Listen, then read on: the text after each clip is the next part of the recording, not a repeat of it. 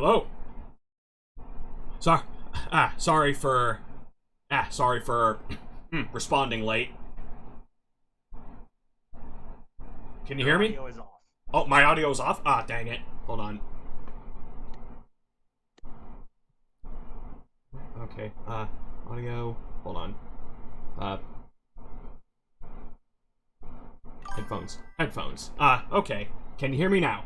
Oh, wait. Hold on. Is my audio working? Hello, hello, hello, hello. I set it to speakers. Does that work?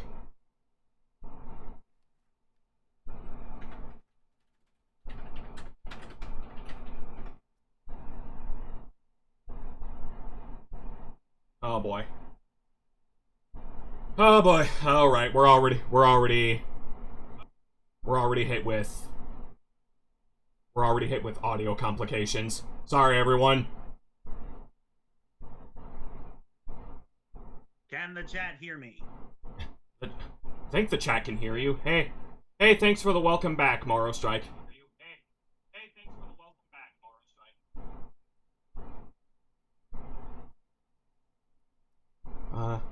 Test the speaker.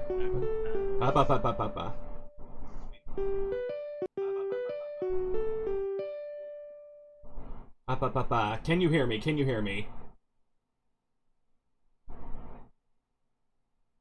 I can hear you, but only because I have the Twitch stream open.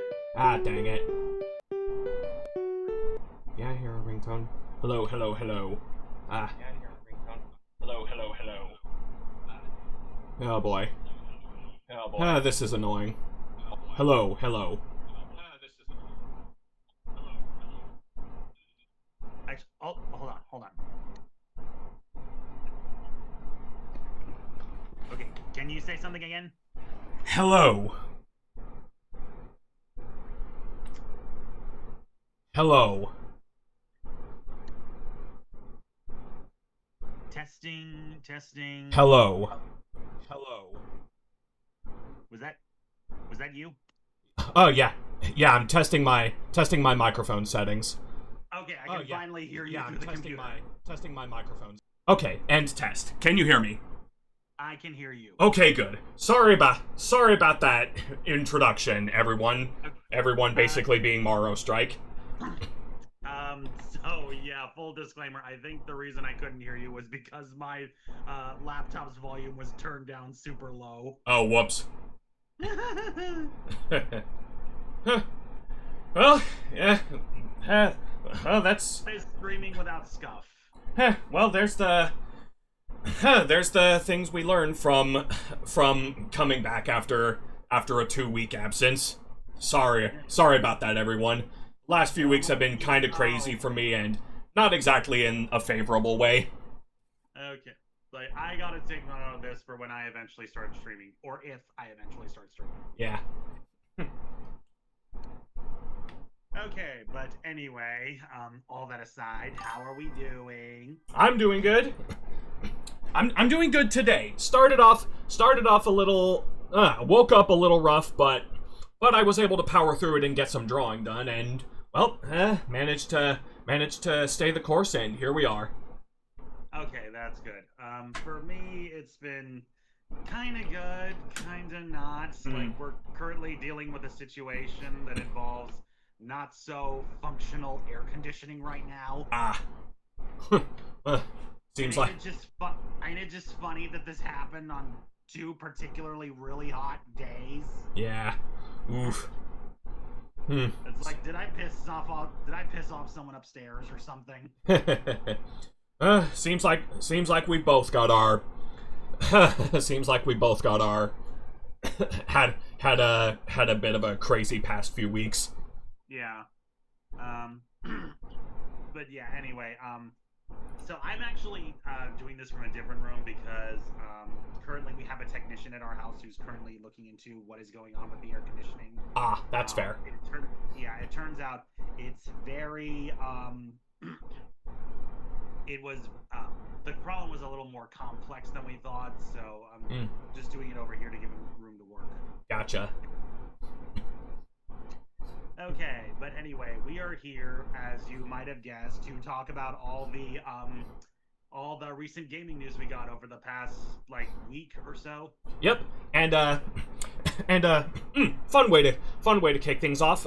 I realize last time the views didn't go so well, so I'm thinking you might not want to stare at this screen the entire time. So I went ahead and set up an alternate tab with IGN listing with IGN listing everything covered in each of the 4 shows we'll be talking about. We're not going to talk about everything because not everything appealed to us, but we'll definitely cover highlights. Oh, Moro says I'm coming in a little quiet. Oh, might wanna adjust your volume. Yeah, my volume's already on max. Is your? Hopefully. Let's see.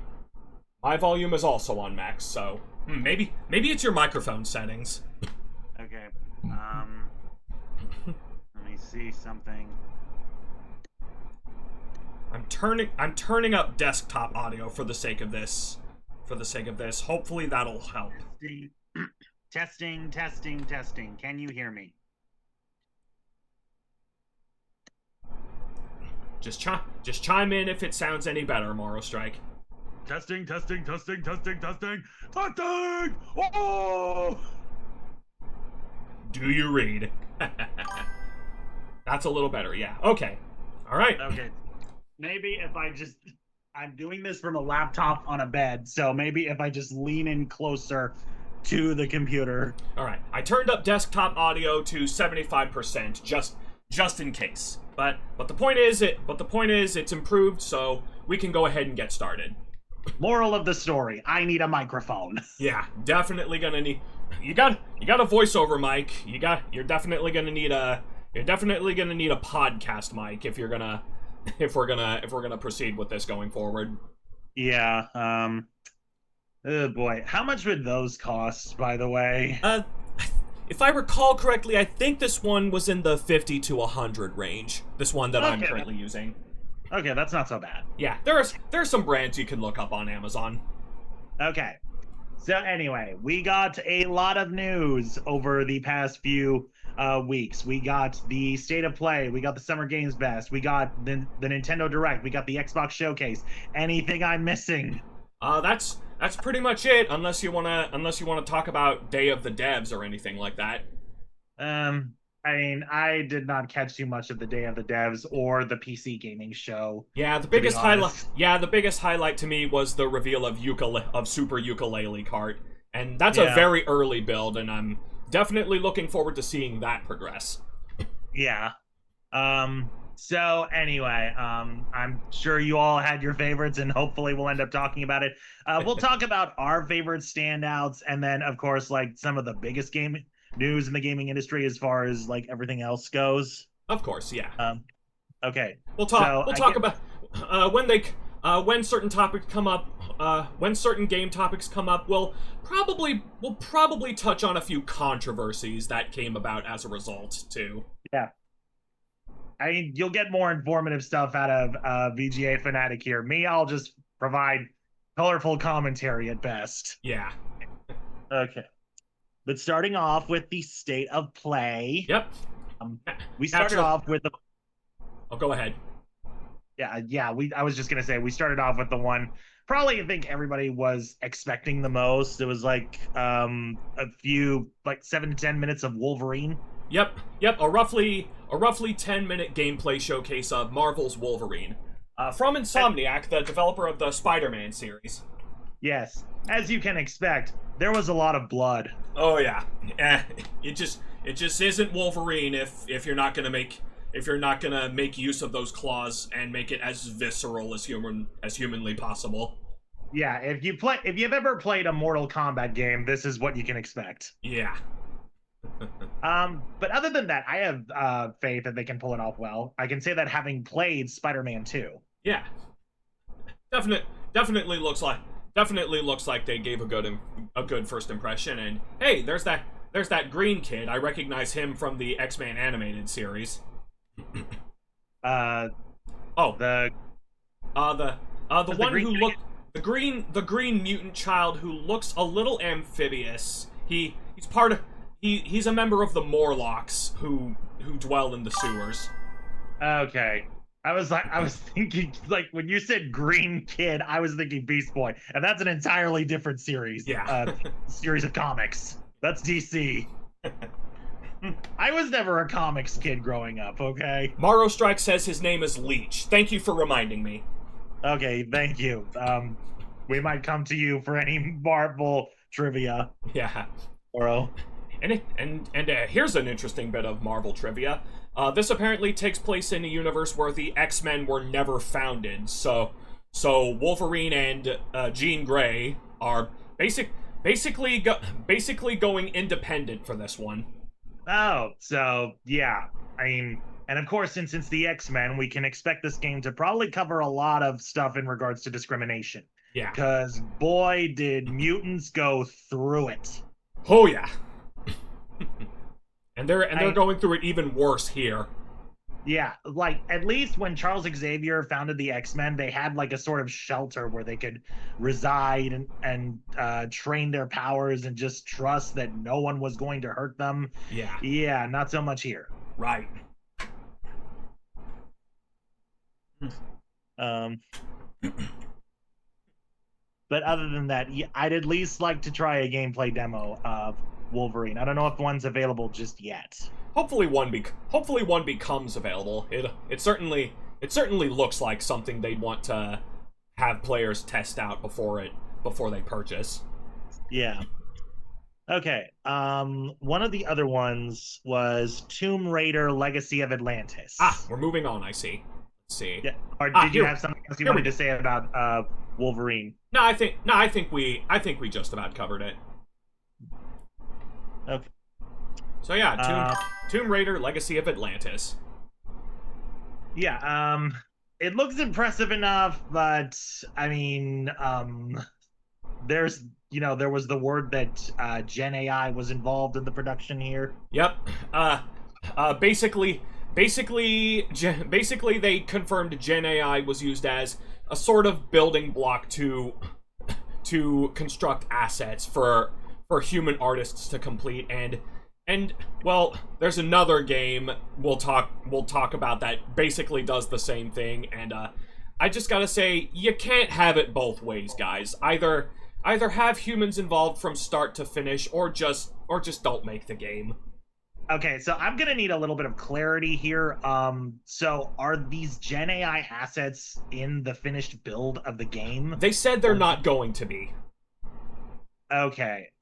Which it is a little relieving, but it is still icky that it was involved in the first place. Yeah, I mean, I still feel like you can just create assets or reuse them from an older title and maybe polish them up. Like there are plenty of YouTube animators or background artists that are able to make assets from the ground up in Maya, or heck, just hire people to draw concept art. That's a great form of reference. Yeah. But of course, we now live in an age where CEOs are like, the less people we have to pay, the better. If certain recent examples are any indicator, that's kind of coming back to bite them. Yeah. On a related note, Tomb Raider Anniversary was on sale, so I think I'll just stick with that. Good call, Morrow Strike. Okay, yeah. I remember the Tomb Raider series from way back when. I remember a friend of mine played some of the very first Tomb Raider games. It looked interesting enough. I don't know. I guess it wasn't my cup of tea compared to like Final Fantasy back in the day. Yeah. I mean, if I had the chance now, I'd probably want to check out the Tomb Raider series. It seems to be the kind of thing that has like a lot of puzzles and stuff that tests your brain as well as your reflexes. Yeah. They got like the quick time events to run away from like landslides or dinosaurs, that kind of thing. Yeah. And Oh, they're offering costumes available as purchase bonuses. Hopefully they do what some other recent platformers did and include her original PlayStation model. Yeah. Okay. Kind of wishing they re-released Tomb Raider Underworld 2. That was a good look for Lara in that. That was the one. That was the one for Xbox 360, right? Mario Strike. The first time they remade this game. I'll defer to you again. I have no knowledge of the Tomb Raider series whatsoever. Well, Like me, I'm an anime RPG kind of guy. yeah. We all have our tastes, and we all learn things as outsiders looking in, basically. Yeah, basically. I feel like that's my stance on a lot of these franchises. Yeah. Um, Alright, so I'm thinking Underworld was a sequel to Anniversary and Legend. So yes, it was on 360 and PS3. Okay, thank you for the confirmation. okay. Any games from the state of play you want to bring up? Once I get I'll come back to that. To touch back on Marvel a bit, to touch back on Marvel a little bit, we got another trailer for Marvel Tokon Fighting Souls where we got the reveal of the villain team as part of the game's playable roster. Yeah, like they were going all out with the villains here. Yep. So let's see. I know Green Goblin was one. Then Doctor Doom, Magneto, Green Goblin, and Carnage. Cause you always gotta have one outside the box pick. Yeah, like I feel like Venom would have been the easy one. It would have been too easy, which is why I'm glad they went with Carnage. Yeah, I mean his gameplay looks interesting with his symbiote abilities, the elastic arms. He looks a lot more crazy and unpredictable. And I feel like, from what little I know of fighting games, I feel like they want to round out the types of fighters a little bit. Yeah. I feel like if Venom was included, it might have stolen the spotlight away from Doctor Doom a bit, because Doctor Doom seems like a more bulky fighter. Yeah. Or Doctor Doom and Magneto. Yeah. And hey, great to have Green Goblin to balance things out as sort of an all-range type of fighter. Yeah.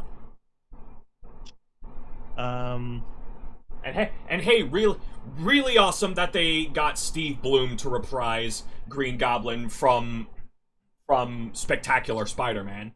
Oh yeah, I thought that was Steve Blum as Green Goblin. Yep, they included voice actor names in the trailers. Yeah.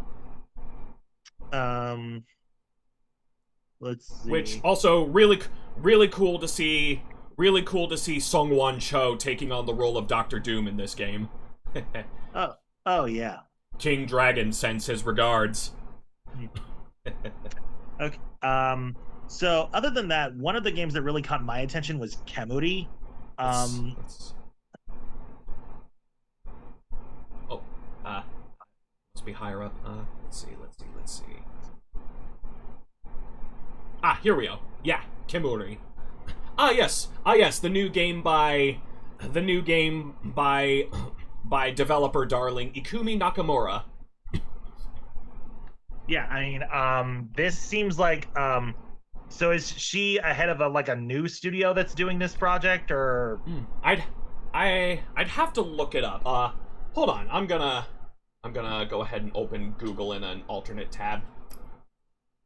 Ikumi Nakamura. I'm just gonna go over the gameplay trailer again. Japanese video game artist and director, best known for her work at Tango Gameworks as an artist on Evil Within and Evil Within 2. Creative director for Ghostwire. She did work for Platinum Games at some point. She now heads her own independent game studio, Unseen, which it was written right here. I could have just used the name right there. But yeah, this is an interesting concept. You have all sorts of different abilities. You can traverse different parts of the city. I love the supernatural abilities that feature like wings or running up walls. Like it definitely has a lot of that Spider-Man traversal. I think the traversal was definitely one of my favorite parts of the Spider-Man games, and this definitely seems to capture that. Yeah, they really. Aside from that, it has a whole bunch of fantasy vibes, which I always go for. This is really cool. Yeah. This one definitely resonated with you more than it did me. If only because by the time this came up, I was trying to watch the State of Play live, and it was a really bad time for my internet to go all cattywampus. So I kind of had to rewind and skip ahead when something looked interesting to me. Dude, your internet, my air conditioning. Why is technology screwing with us? The digital age is not an easy transition. Yeah. But yeah, it looks like this one, they initially said this was like co-op, but it looks like based on the PlayStation blog that you can also do this solo, so that's good because I don't know how many people I can find to play this with. Yeah. But yeah, it's interesting. I'd at least like to try a demo before I decide to make the plunge on this one. Hopefully they provide one. Okay. Let's see. I think the State of Play was also where we saw news on Rayman Legends. Yep, Rayman Legends Retold. Okay. Yeah, I just kind of wanted to bring this one up because I'm also a fan of platformers, and it's a highly anticipated title for Rayman fans. And I believe I heard from you on Blue Sky that the devs were saying that based on how this one does, it may determine whether or not the series gets a sequel. Yeah, it's certainly a tough way to go about it because Ubisoft is a little infamous for some of its recent workplace practices, so I don't blame a number of gamers for boycotting them, but Rayman is a beloved series, and they seem to be doing, and the dev team seems to be doing everything right here, so yeah. Let's just hope that continues. I certainly think we can have faith here. Yeah, I speak on behalf of Rayman fans. Let's just hope this does well. Let's hope they keep doing everything right so that a sequel can happen. Yeah, and hey, good on them for getting David Gassman and Billy West to reprise Rayman and Murphy respectively. Yep. Okay. We would also see this a little bit in the Nintendo Direct, where they showcase the first of their new music-themed levels, themed after "Can't Touch This" by MC Hammer. Learning that was basically confirmation that licensed remixes were going to return in this game. Yep. But yeah, there was definitely a pretty good chance of us seeing this at the Nintendo Direct. Yeah, cause hey, quite a few games in the first three showcases would be subsequently or during their shows announced for Switch 2. Yeah. Can I take this moment to diverge to a game that I was hoping but we didn't see? Sly Cooper. Yeah. I kind of want to bring this up. We were recently, before all the game shows started, we were hearing rumors that Sly was poised for a comeback. So, as we know, the last studio that worked on Sly Cooper was Sanzaru Games. Yeah. They took the reins from Sucker Punch and they made Sly Cooper Thieves in Time, which ended up being the weakest entry in the series. Like, I get some people's complaints, like it was very minigame heavy. I still find it enjoyable. I don't think it was as bad as everyone was saying it was. Yeah, I'd personally call it underrated. Yeah. And then after that, they wanted to do a fifth game in the series because the fourth one ended on quite the cliffhanger, narrative wise. Yeah. They had every intention to continue, but then Sanzaru Games was bought out by Facebook, and they started doing mobile games for them. And then I guess I remember hearing they shut down their gaming studios. So yeah, Sanzaru was gone. But I was hearing some staff members from Sanzaru were coming together to form a new studio, Sneaky Devil Games. Ooh.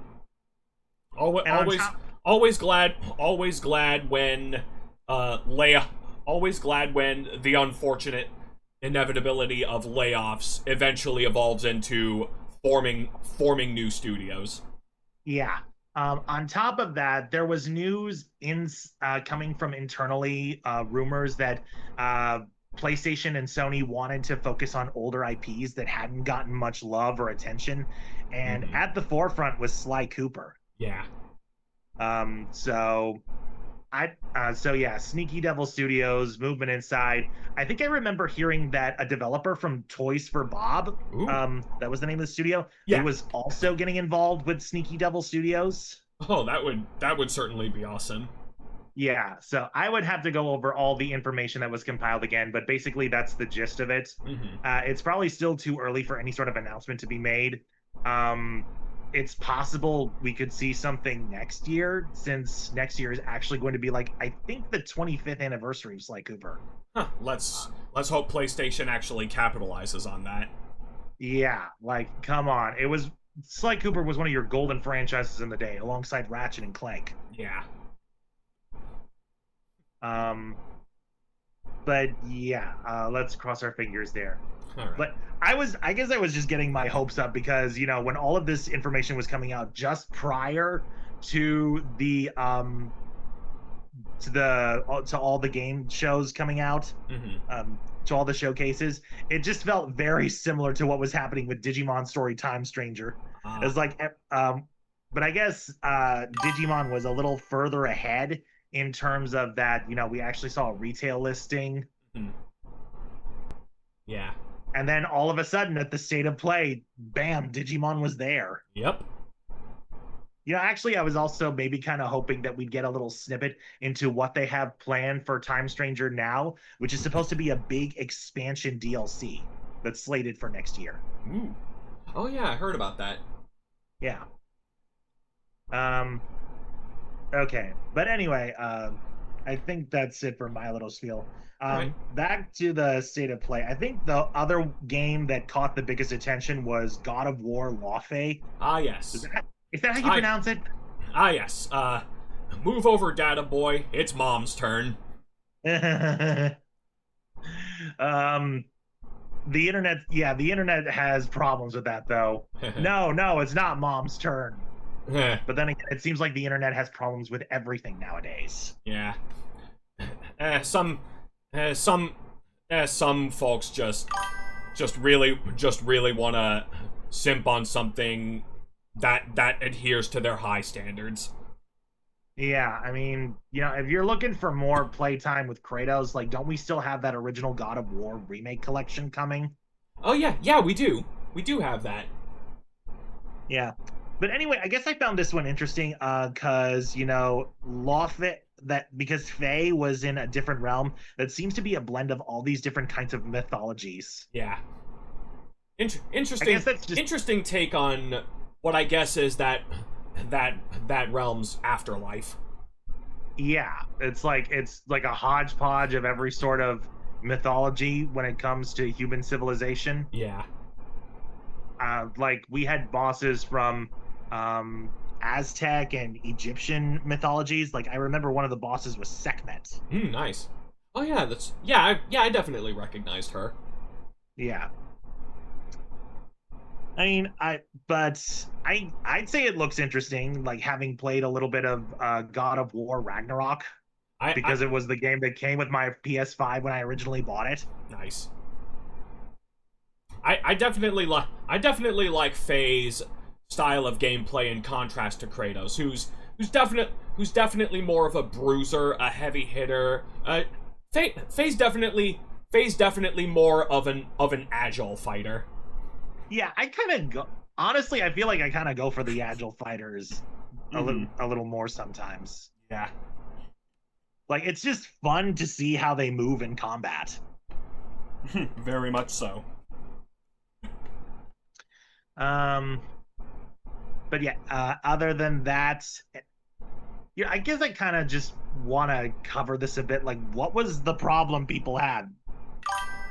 Uh, and she can do aerial attacks, says Morrow Strike. That she can. I Oh yeah, the problem people had, uh, prob probably because they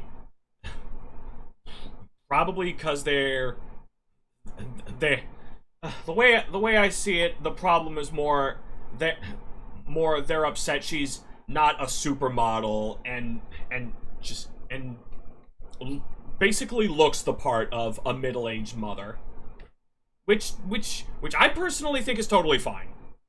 yeah. Like I don't really see how it's a problem that she's not basically a supermodel. It's it's troll slash incel behavior, I guess. Uh, like, come on, people, don't drool over what's on your screen. Yeah. Okay, but anyway, other than that, anything else you wanted to cover from the state of play? Uh, I think I think I've pretty much got everything I wanted to talk about. Yeah, I feel like I've covered everything too. I will bring up that Onimusha Way of the Sword. Pretty much made its way to almost all the major showcases. Yeah. So yeah, great to see Capcom thriving. Yep. Control Yeah, Control Resonant was definitely a highlight for some channels I follow. yeah. I was gonna say it really just felt like Capcom came out to play Yeah. because they had what they had how many games come out or how many announcements? I didn't keep count. It's like I feel like they had news on the next Monster Hunter game. Oh yeah, yeah. We'll get to that in Summer Game Fest. Yeah. I'm actually bringing up the Summer Games Fest list. I've got the list here too. Okay, so I guess now we can officially jump over to the Summer Games Fest news. We can, but first let's go ahead and take our first bathroom break because I need to refill water and relieve myself. Okay, yeah, Oops, I should probably get some water too. All right. Be right back, everyone. Okay. Well, actually, does it show that the 10-minute break on your end? Okay. Mhm.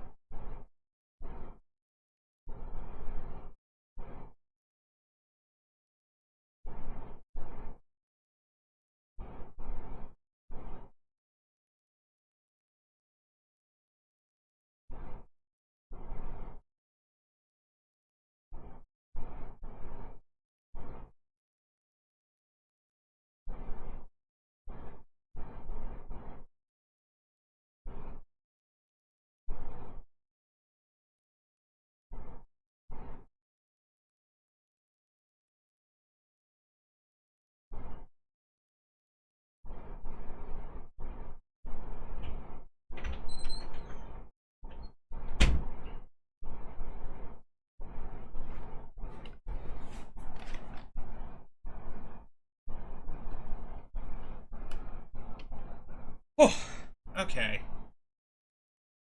I am back. Let's see if... Let's go ahead and fiddle around with the screen here. Intro screen here.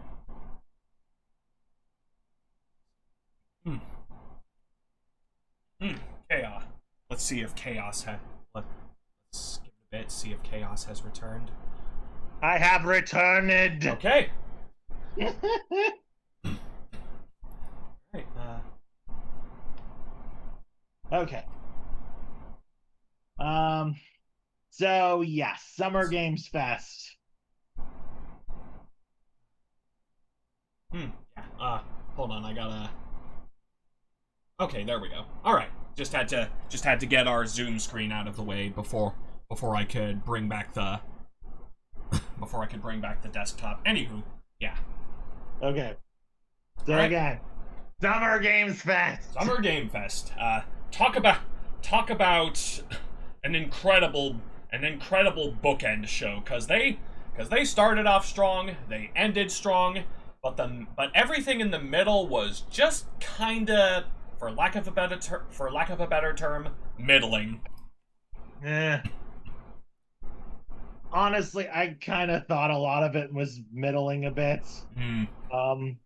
Save for like the few short highlights. And I say this as just, generally someone who tries to keep an open mind about everything. It's like I'm not just looking for the standouts I enjoy. Yeah, I gotcha. I just honestly feel like there wasn't all that much here that interested me. There were standouts though. Like for example, let me see. Which one was it? Gundam Rogue Orbit.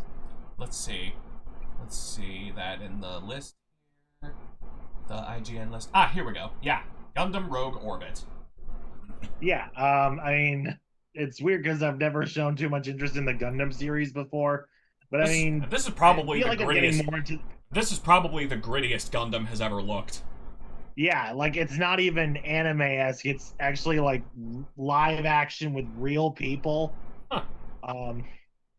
Certainly not an aesthetic. It's like more hyper-realistic models. Yeah. Unless, I don't know, this was just meant to be more of a cinematic trailer than anything. That could be it. That could be it. It does look to be a hack and slash type of game. Hold on, let me see if I can... was there a part of the trailer that included gameplay? I think there was. I think it was the second half or latter third of it. Okay. Yeah, it's definitely looking more like the latter third. Yeah.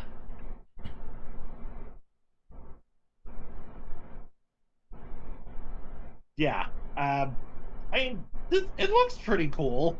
Yeah. It's like giant robots. What don't you love about that as a guy? Yeah.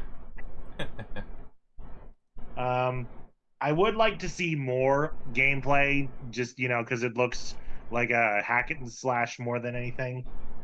Yeah. But yeah, I mean, it caught me by surprise that I was so interested in this one. Maybe it was just the anime fan in me speaking, but I just feel like I've been getting more into sci-fi stuff lately. Yeah, I can see that. Can't go wrong with giant robots. Yep. All right. Now, moving on from giant robots to zombies.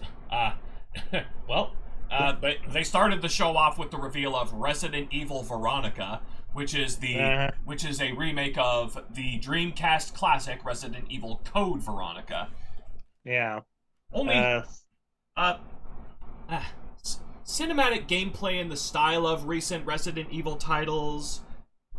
But yeah, great to see Claire Redfield taking the center stage once again, and really hoping, since Capcom plans on releasing this on all major platforms day and date, hopefully Claire Redfield gets her own amiibo figure. Yeah. I'll just leave you as the authority here because I don't touch Resident Evil with a 10-foot pole. No worries. No worries. I'm more into the lore of this this series than the gameplay itself. I mostly watched my dad and brothers play growing up. Yeah.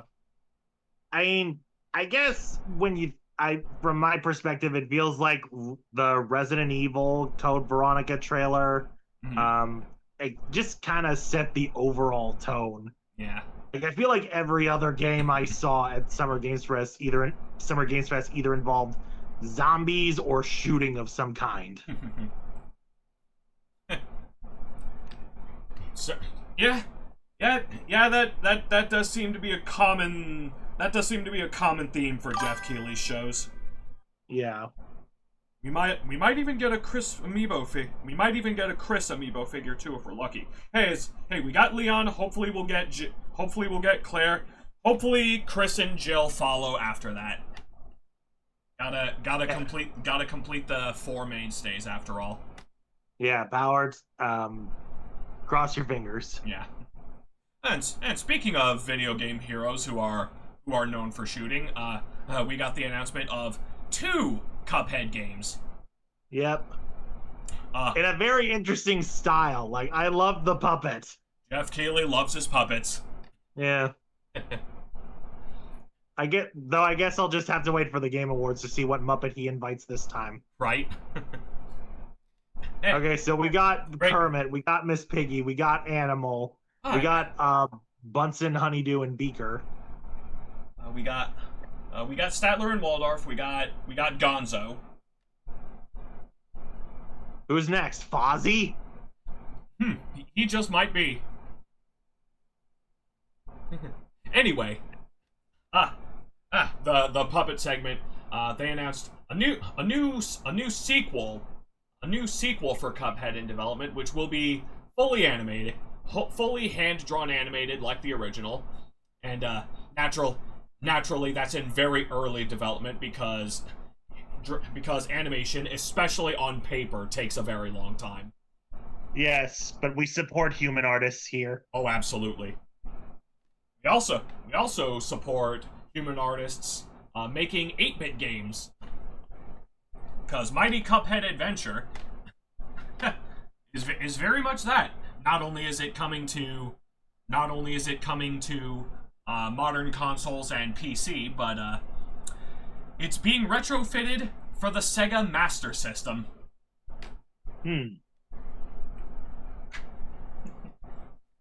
Yeah, I was gonna point out for like the Cuphead games, from what little I saw, it definitely looked like those standard 8-bit games that you saw on older consoles back in the day. So yeah, retro fans, eat your heart out.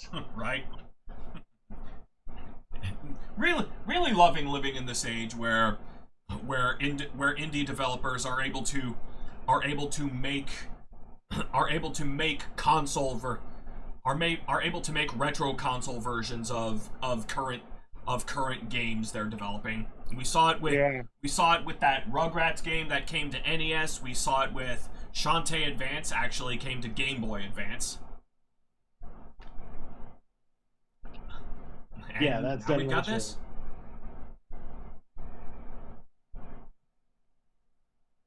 You still there? Yeah, Oh, I'm okay. still here. I'm just going over the list again to see what stands out. Gotcha. Yeah, why don't I'm you trying take to find something that covers all of the games in order. Gotcha. So, I will definitely. I just came up on Alien Isolation 2, and that reminded me that Sega also came to play in this one, and in some cases in some cases what they're playing is a little off the cuff. We'll get to that in a bit. yeah, Alien Isolation, isn't that the one where you're running away from that one black-skinned alien? Yeah, the that the xenomorph. Yeah, that's what it's called, the xenomorph. The one that has the second head in its mouth. Yes. Yeah, not my cup of tea. Yeah. I figured. Let's see. We got Jen Atlas from the creator of Shadow of the Colossus. I mean, yeah, looking like another That was looking pretty stylistic. Like we only saw a cinematic story trailer for that one, right? Yeah, we saw a cinematic story trailer. It was previously announced as a it was previously announced as a proof of concept at the Game Awards, and now we officially have a title. Yeah. Let me see. Okay. Blood Message. Something that's set in the late Tang Dynasty. Yeah. It sounds interesting about a journey to deliver a message in regards to the fate of the character's homeland. Yes. Stranger Than Heaven from the guys who made the Yakuza game. Yep. That's Oh, there's a hot topic that's worth bringing up. The fact that they're basically bringing back Tupac, who is not exactly a part of this world anymore, if you know what I mean. And apparently Snoop Dogg, who is also a part of this game's cast, talked about this being approved by the Tupac estate, which is its own controversy. But it's kind of like, this was met with a lot of criticism. I can imagine. Yeah.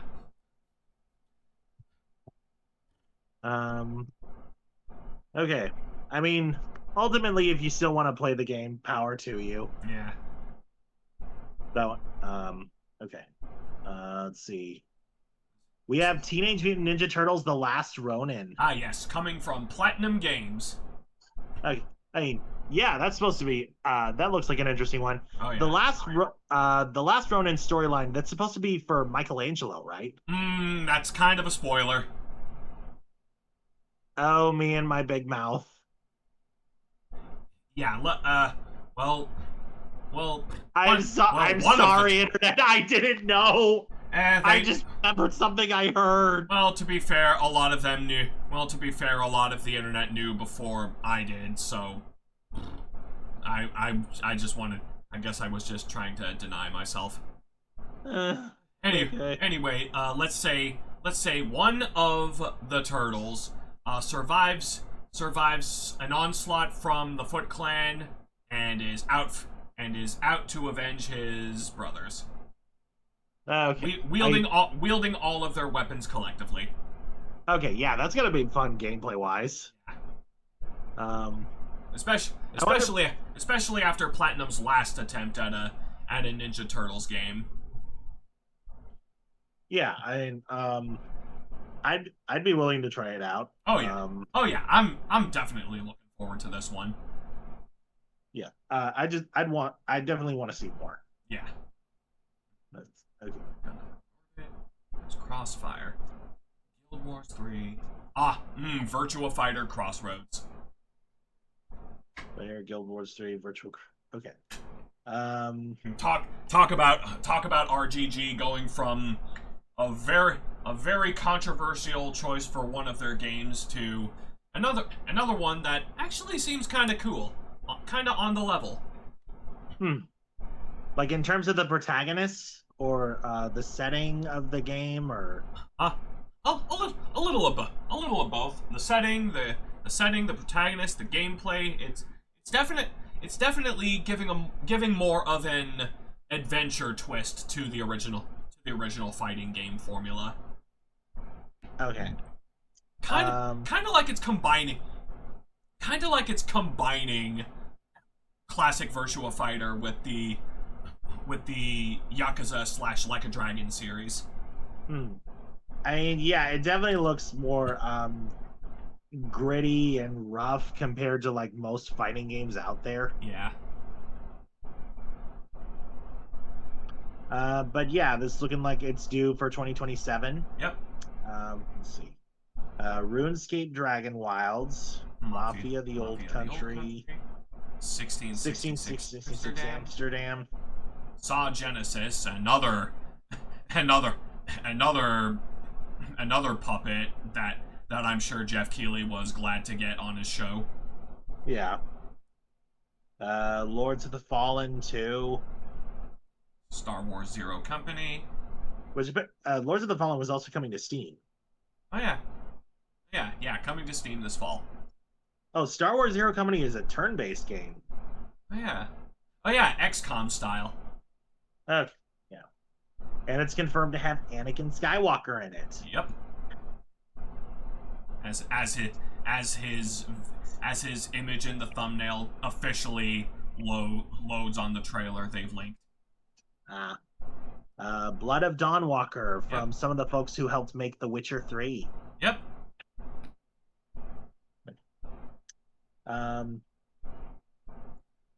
We have the Among Us story On Guard, which was introduced alongside the shadow drop of the Among Us animated series on Paramount Plus. Introduced by a live skit from the actors on stage that nobody laughed at. I saw the first episode of the Among Us series. It's alright. I feel like it would resonate better with me if I was able to get into the game during its heyday. I mean, I guess, like, just watch maybe watch other people play it online. Like, I've seen people stream it here and there. I've certainly seen other people play it. It looks fun. Yeah. Okay. Let's see. Monster Hunter Wilds Ascendance. Yep, the introduction of a new DLC expansion, because Monster Hunter always gets those. That's coming out in 2027, and interestingly, they did a little. Capcom did a little showcase for it after Summer Game Fest, and weirdly enough, that is where they revealed that Monster Hunter Wilds is finally coming to Switch too. I don't know. I guess they wanted to get all the information about the expansion itself out of the way, like what you'll be doing in it. That sounds like the way they'd go about it. Okay. Hot Wheels. Looking forward to the 3 amiibo they'll announce to go with the release of Monster Hunter Wilds. Yeah. So like when it comes to amiibo for Monster Hunter Wilds, like, do they release the monsters themselves or like some of them the hunter characters? Usually the monsters themselves. Some cases, like the Monster Hunter Stories series, they make figures of some of the characters. Yeah. Yeah, I feel like Monster Hunter, it's just like a gritty version of Pokemon in that way. It's the critters that are more famous than anything. Oh yeah. Okay. All right. Now we get into Hot Wheels Infinite Rush. Yeah, that was a fun little surprise. Like, Hot Wheels, just the major brand that sold the little toy cars that we love as kids. I love the attention to detail, making them look as much like the toy cars as possible, and they even include the plastic ramps to drive on. I don't know. I feel like this game in particular stood out to me because everything around it was just so gritty looking. Huh. This one was brighter and more colorful. Oh yeah. Okay. Let's see. Clutch, the open world racing game from the developers of the Forza Horizon series. Oh, nice. Okay. We had a video game adaptation for Attack on Titan. Yep. Koei Tecmo and Omega Force. Yeah. And apparently this one's set to cover the entire story of the series. Yeah, I mean, sometimes I wish anime I like My Hero Academia can get a full-on RPG like this instead of just like, fighter games. Yeah. Let's see. So yeah, it lets you play through the entire storyline. Yep. Pal World 1.0. I'll be honest, I did not realize this game was still in beta. Well, Or I was surprised it wasn't out yet. I think it was. I well, whatever. I think it was, but I'm not entirely sure. There's been a lot of weird discussion around this, especially when it comes to its comparisons to Pokemon. Yeah, like anytime I heard word about Power World, it was usually just in regards to the lawsuits Nintendo kept pushing against it. Which I feel like they should just give up on, because they're not going to keep this game down anytime soon, and there are kind of some more pressing matters involving their IP they should sue certain people for. Yeah, like you're gonna throw a hissy fit over another monster taming game. Like, I don't see what the big deal is. Pokemon's still gonna make blockbuster amounts of money regardless. Right?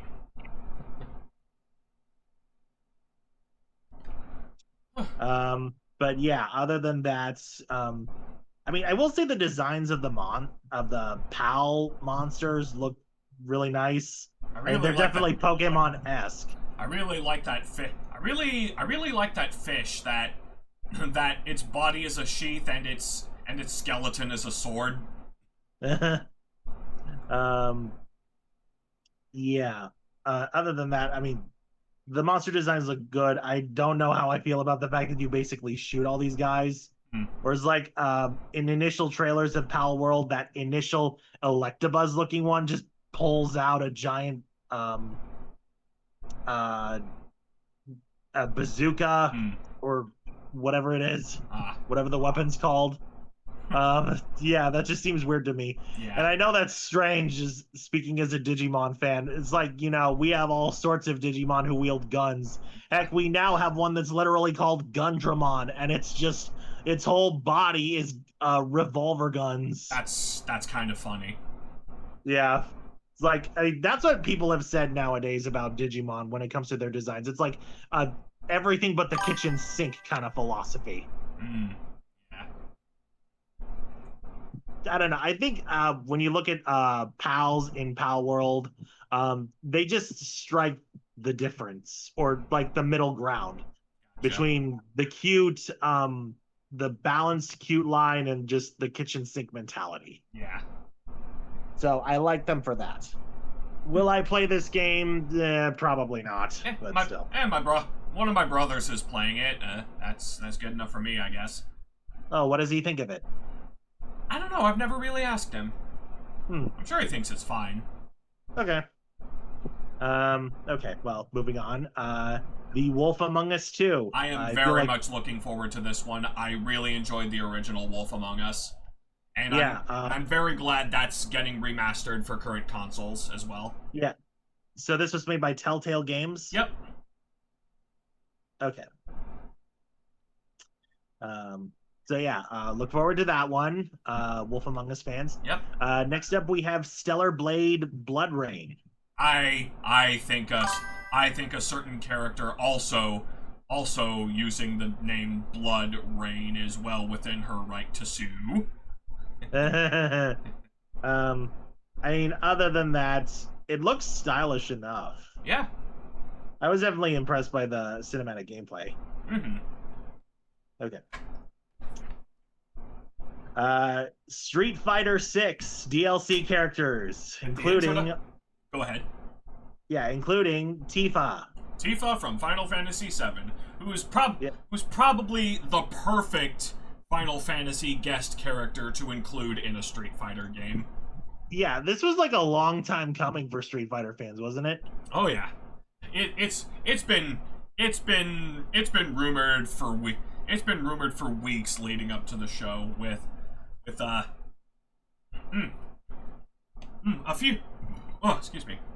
few other legacy characters were included in the leak detailing that she'd be coming, and Tifa was the only one who turned out to be correct among them. Oh. The rest of them are entirely original characters, which great this game finally gets newcomers since year 1 of DLC, and one of them is Bosch, who is apparently a prominent character in the story mode.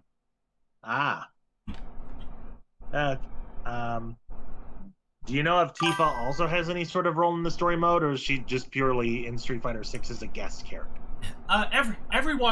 Every character in the game has a role in the adventure mode where your custom avatar can train under them to learn their fighting techniques and learn a little more about them as characters.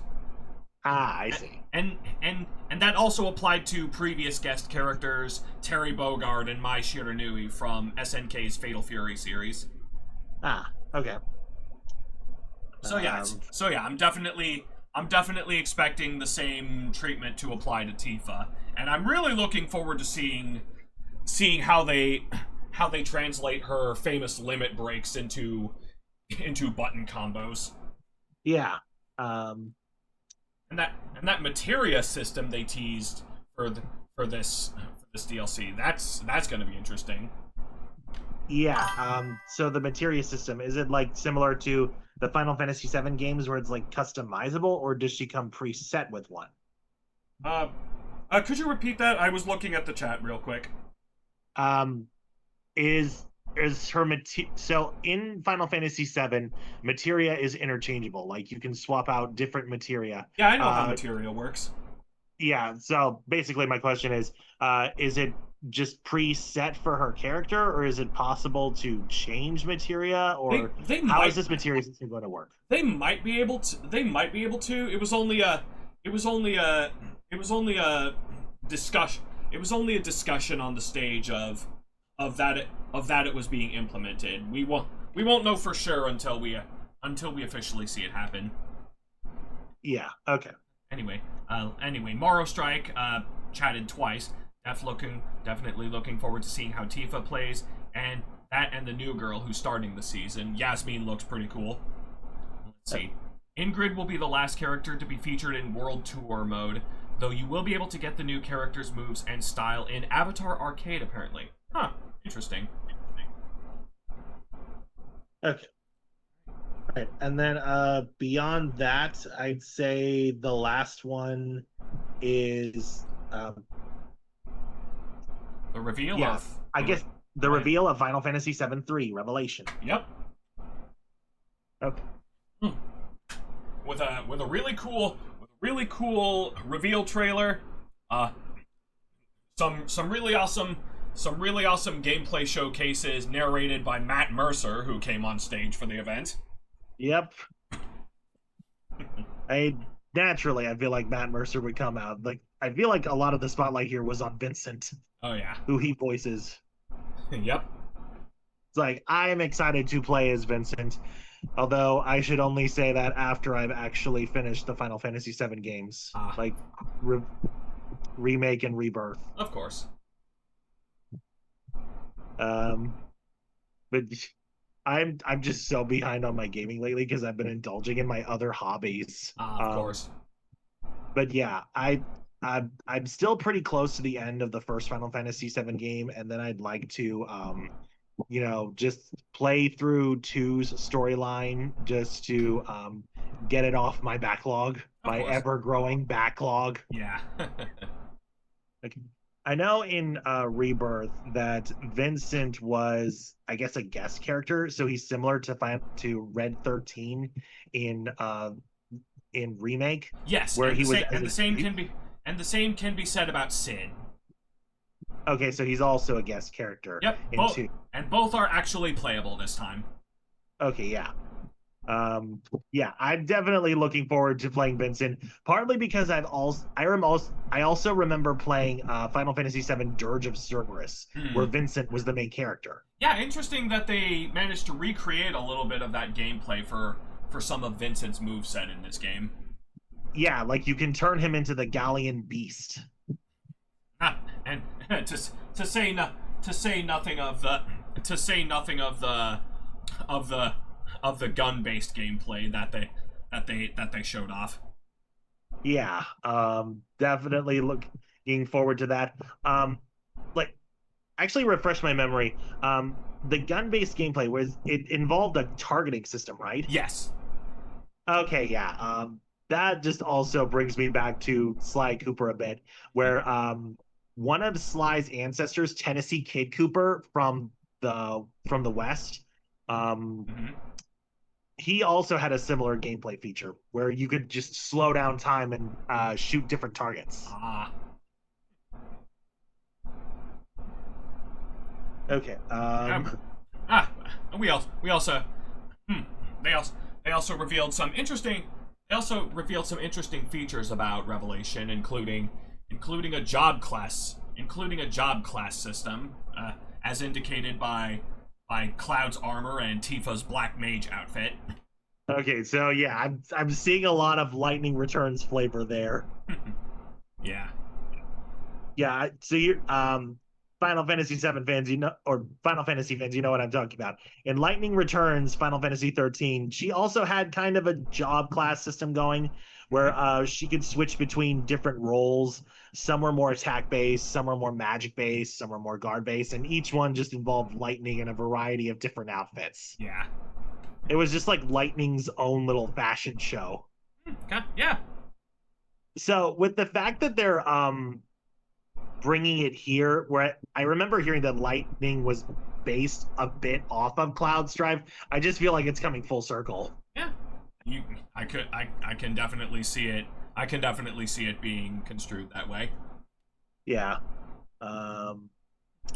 So yeah, Final Fantasy VII Revelation, launching simultaneously on all platforms: PlayStation 5, Nintendo Switch 2, Xbox Series S and S, day one, and coming out spring 2027. Yep. And one more tidbit. One more tidbit we learned through Maximilian Dude's interview with the game's producers after the show.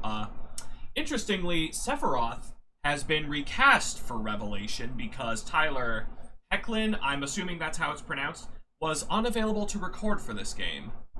Okay, and then yeah, it was Who was it taking his place? In his place, it's Travis Willingham. Okay, I thought it was Travis. I just didn't want to be confused for a second. I thought it was somebody else. Yep. This officially makes Sephiroth 3 for 3 on being voiced by an actor who played Superman.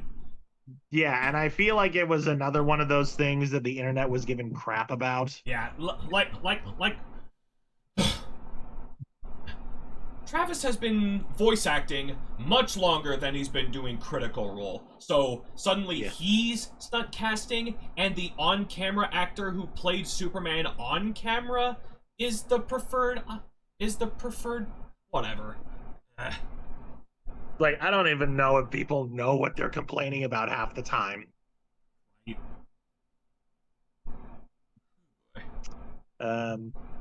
But other than that, yeah, I'd say that about covers the Summer Games Fest. It actually doesn't. There is one thing we skipped over, and that's only because for some reason IGN did not put it on this list. Oh. Okay. Sonic Racing Crossworlds.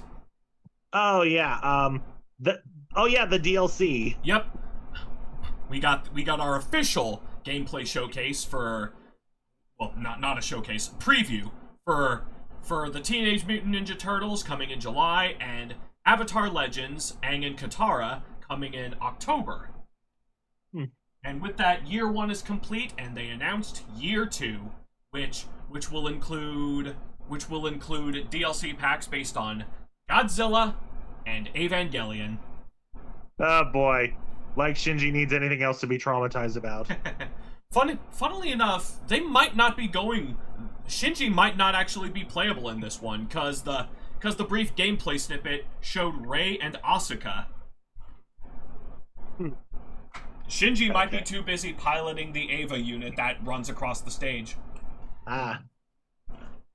You can hear him in the cockpit going, "I don't want to do this. Get me the hell out of here." Right. And touching on the Godzilla pack a little bit, we also got an interview with Takashi Iizuka about the process of this DLC. I don't think Shinji could deal with a talking sponge, right? Anywho, I mean, his mind's broken anyway from all the trauma he went through. Yep. Let's just chalk it up to something he needs to deal with in therapy. Yeah. Anyway, Takashi Iizuka basically confirmed that Godzilla will not be playable because, well, let's be real, he's too dang big. It's like, what kind of clown car aesthetic do you think would be involved if Godzilla were to drive? Right? It's like his tiny little claws on the steering wheel. I'm sure some fans will debate this because Godzilla is both a stage hazard and a playable character in Sonic Rumble, and they were also able to shrink him down for Super Monkey Ball Banana Rumble. So, but hey, to hear Iizuka speak so definitively really makes me wonder who the chosen drivers are ultimately going to be. Yeah, it has to be some kind of human driver or like a monster that can shrink down, right? Yeah. Well, the Godzilla series is certainly not without its human characters, so they might go with some of them for all we know. Yeah. Also, remind me, I think the Godzilla stage had a certain name. What was it? Godzilla Escape, because it's basically Godzilla rampaging through City Escape. Yeah, I remember posting this on Blue Sky. It was like, wouldn't it be fun if just for laughs they posted some kind of weird remix of Escape from the City? That would be funny. I highly doubt they're gonna do that, but still. Yeah. And anyway, as part of year 2, Godzilla and Evangelion are the first two of another 6 packs set to be released over the course of 2027. It looks like, and we all have our wish lists. I think it's safe to say that because of the recent comic crossover, DC Comics is basically a lock. Okay, so I guess like I'm wondering here, what do you suppose is the criteria in that they picked Godzilla and Evangelion as the DLC for this new round of Sonic Racing Cross Worlds? I wouldn't call this confirmation of criteria. More so a pattern I've noticed is that the paid DLC crossover characters of year 1 definitely seemed to be promoting some kind of upcoming content for each of those characters. Like, Minecraft had a movie, SpongeBob had a movie and a new game, Ninja Turtles, since it's based on Mutant Mayhem, there's that sequel coming. Pac-Man did the collab for Pac-Man World 2 Repack. Mega Man, that turned out to be promoting Dual Override. And of course, Avatar Legends, we got the new Last Airbender movie coming. Okay. So, I mean, by that criteria, if this was what they were going off of, I guess we can, easily assume that Justice League is coming up because of the comic crossovers there. Yep, and it's safe to assume that's the same case for Godzilla because there is a crossover comic series between Sonic and Godzilla coming out soon. Yeah. As far as go ahead. Yeah, no, I don't have anything. Okay. As far as Evangelion, my current assumption is that it's set to promote a new Evangelion project helmed by Nier's Yoko Taro. So that's just a guess. Okay. And yeah, alongside Sonic Racing Cross Worlds, we got the reveal of Sonic Pico Park, a new entry of the Pico Park series that includes Sonic characters and Sonic game mechanics. Oh yeah, this is gonna be fun to watch streamers play. Oh yeah, I'm definitely looking forward to seeing that played on Game Grumps. Okay. Anything else beyond that? Well, I will touch on a no-show a little bit, because this was considered the Sonic 35th anniversary trailer. It does kind of feel like the 35th anniversary has been a little lacking so far. I mean, we got comics, we got We got promotions for the mobile games and stuff. We got the Chaotix case files. But there doesn't appear to be anything in terms of new games being announced.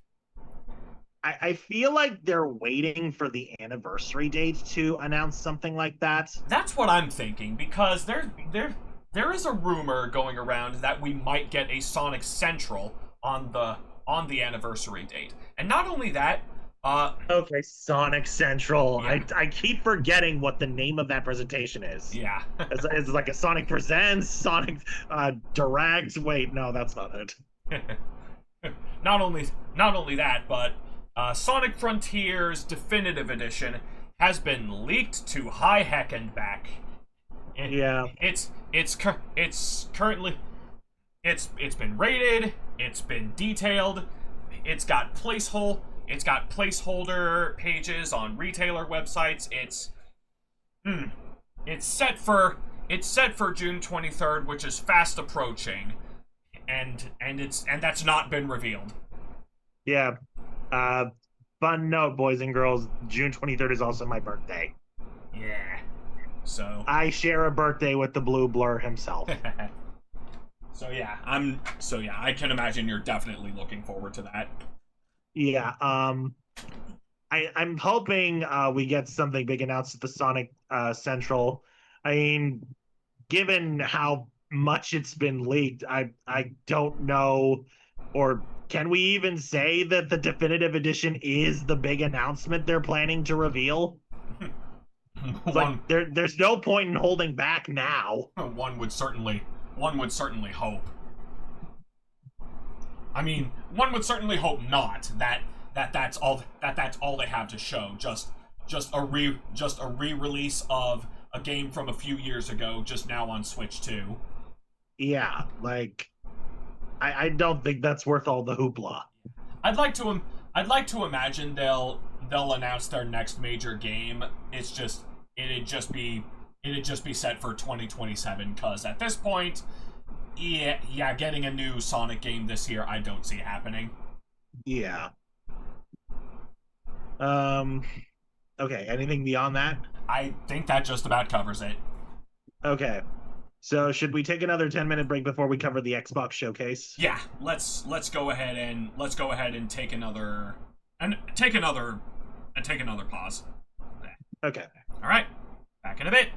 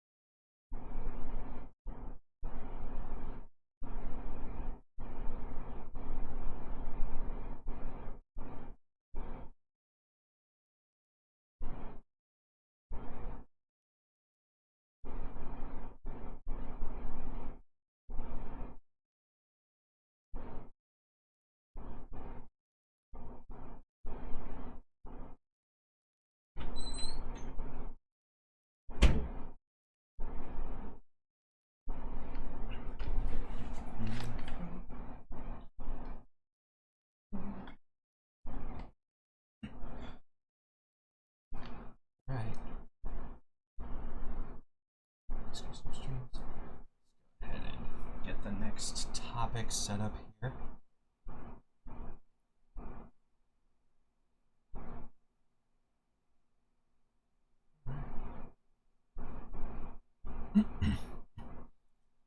Just go ahead and wait for Chaos to come back and check messages here.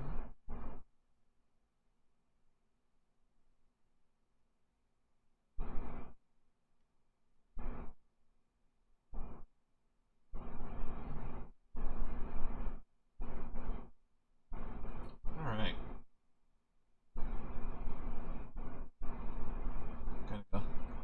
Gonna go set up some music too.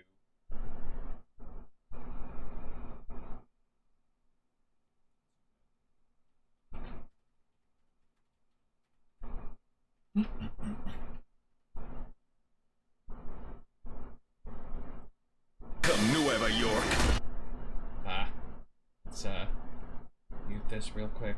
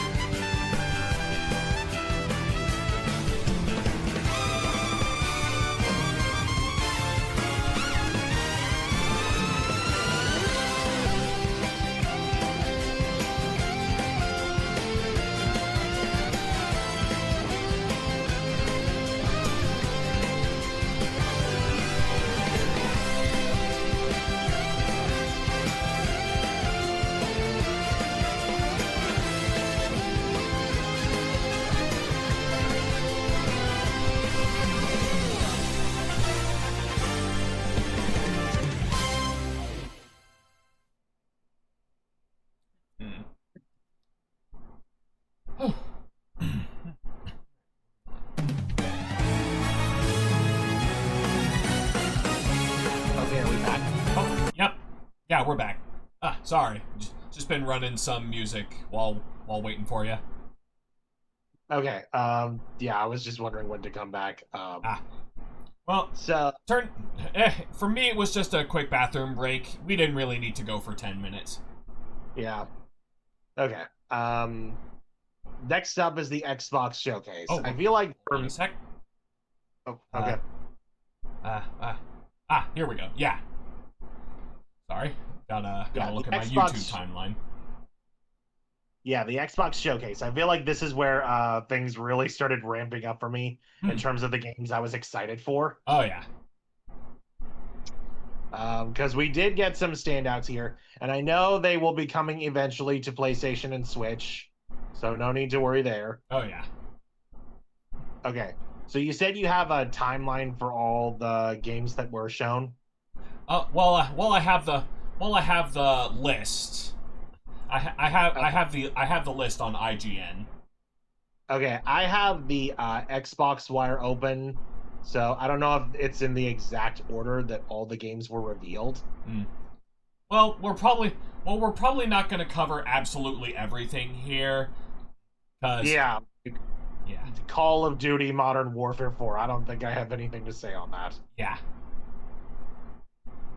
All I can really say about Gears of War E-Day is I know my older brother's going to be excited for that one.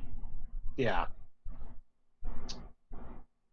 Other than that, we had Doom, we had Fable, Gears of War. I think Halo 2 made an appearance. So like all the Halo campaign evolved. Yeah. So yeah, pretty much all the standards you'd see at Xbox. Yeah. Anyway, let's talk. Go ahead. Yeah, I was just gonna say there was this one game, Clockwork Revolution. Oh yeah, looked interesting. I think that's how they ended the show with that also being a console exclusive. Oh yeah, it's just for Xbox. Okay. Yeah. Anyway, let's talk about Persona 4 Revival. Yes, Persona 4. I am so hyped for this one. Like, Persona 4 is the game that got me into the Persona series. Heck yeah. And yet, everyone, so good. And yeah, this one looks on point.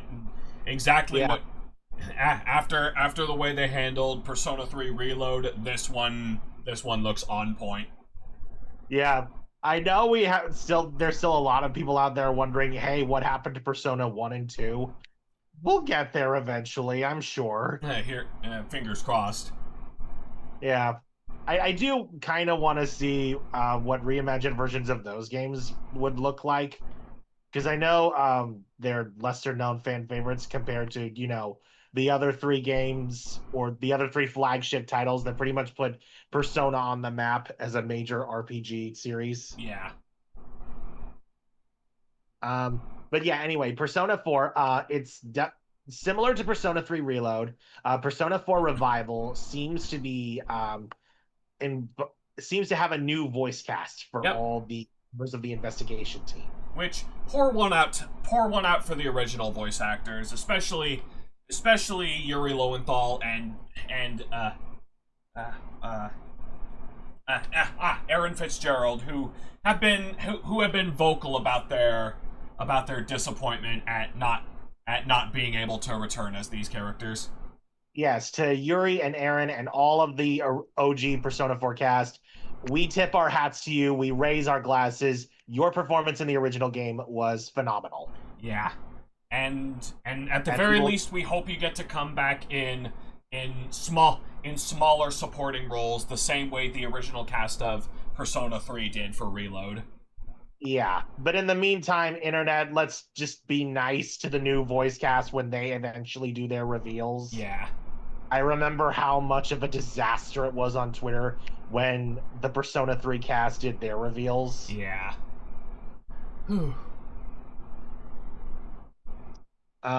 But anyway, what I also like in terms of Persona 4 Reload is just the aesthetics they have. Like, for battle, when you have the UI for the attack menu, they have it as a TV dial. Yep. I feel they're really going in on the TV aesthetic. Yeah. And also just that each character and their persona have a special attack. In this one, they're apparently calling it series finale. That makes sense. On this note, I wonder if for funsies, they give you a special mode where you can re-challenge old bosses, and then you just call it rerun. that would be fun. Yeah. But anyway, in terms of the new voice cast, I think I recognize one or two voices, possibly. I recognize a few too. It's hard to pin down exact names, which is why I'm not gonna try to guess. Which is why I'm not gonna try to guess who any of them are just yet. Yeah, and even if you're certain, like, you never know, you could be wrong. And, even if you're right, and this is, this one goes out to all the people of the internet, like, don't broadcast your guesses. Yeah, don't broadcast your guesses. Don't ask voice actors if they're in it because either they're gonna tell you no, or they can't say because NDAs are a thing. Yeah. Which is that's a topic that's gonna come back a little later once we get into the Nintendo Direct. Yep. I will say one channel I follow, based on Yusuke's scream, based on his scream, they thought it was Justin Briner, and I can see the similarity, but then I heard his speaking lines, and I'm like, that's not Justin Briner. Yeah, that's definitely not Justin. It's like, in terms of the voices that I think I know are in the game, I think I recognize who voices Yosuke, and yeah, it's not Justin Briner. Yeah, I will say it's peculiar that Teddy's voice sounds a little more normal than it's been before. A little more normal, like more like a person and less like he's trying to be a cartoon character. I mean, that could probably be when he... Well, I mean, I don't know if I should say this part for those who haven't played Persona 4. Yeah, if there are potential spoilers involved, probably best not to dive in just yet. Yeah, I mean, I wonder if that's in reference to like what happens at a later point in the game, is what I'll say. Yeah. I'm also surprised that Sam Riegel's not the one person to come back as Teddy, the same way Tara Platt returned as Elizabeth in 3 Reload, because I remember Teddy and Sam Riegel voicing Teddy was a very large part of the marketing for bringing Persona to other consoles, especially when it came to the 2022 Direct Partner Showcase, where the series was revealed to be coming to Switch. Yeah, I mean, I feel like he could still be involved in some way. Yeah. Possibly, like just similar to the other older original voice cast members, in that he could still end up voicing someone in the game. Yeah. Fingers crossed. I mean, look at Johnny Young Bosch. He may not be voicing Yu Narukami anymore, but it's possible he could still be voicing Adachi. That is also possible.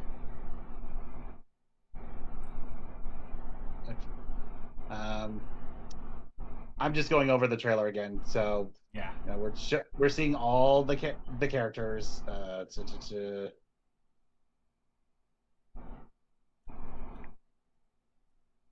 I will say the cutscenes definitely have a lot more visual quality. Oh, like, yeah. The shadows in this game, they look honestly terrifying. Yeah.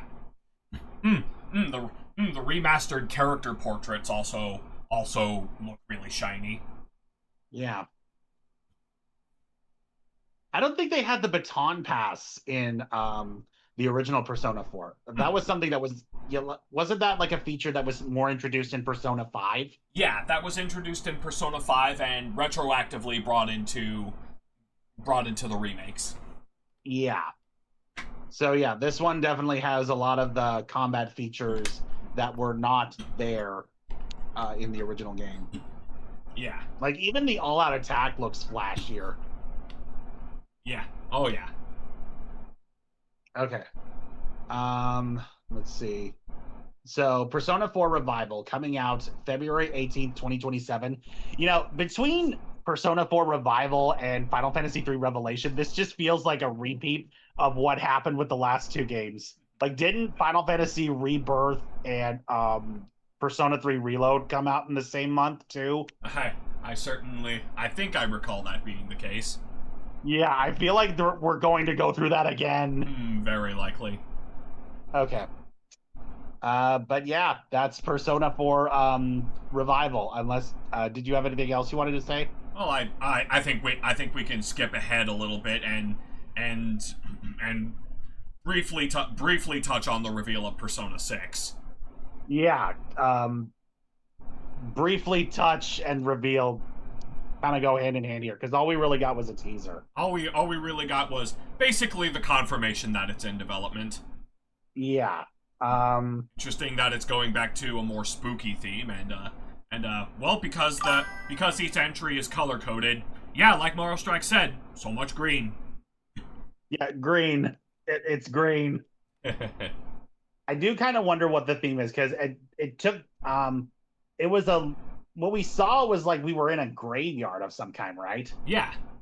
I don't know. It's like I don't think it's death because that was the theme Persona 3 went on. Yeah. Maybe Persona 6 has to do with fear of some kind. That's certainly possible. Yeah, so okay. Going back on all of the Persona series so far. So Persona 3, I feel like the main theme revolved around death. Yeah. And how the characters deal with it or confront it. Yeah. Persona 4 revolved more around truth versus perception. Yeah.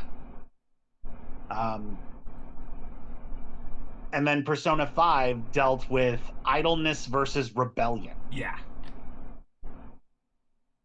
We could certainly use a group like the Phantom Thieves in the real world.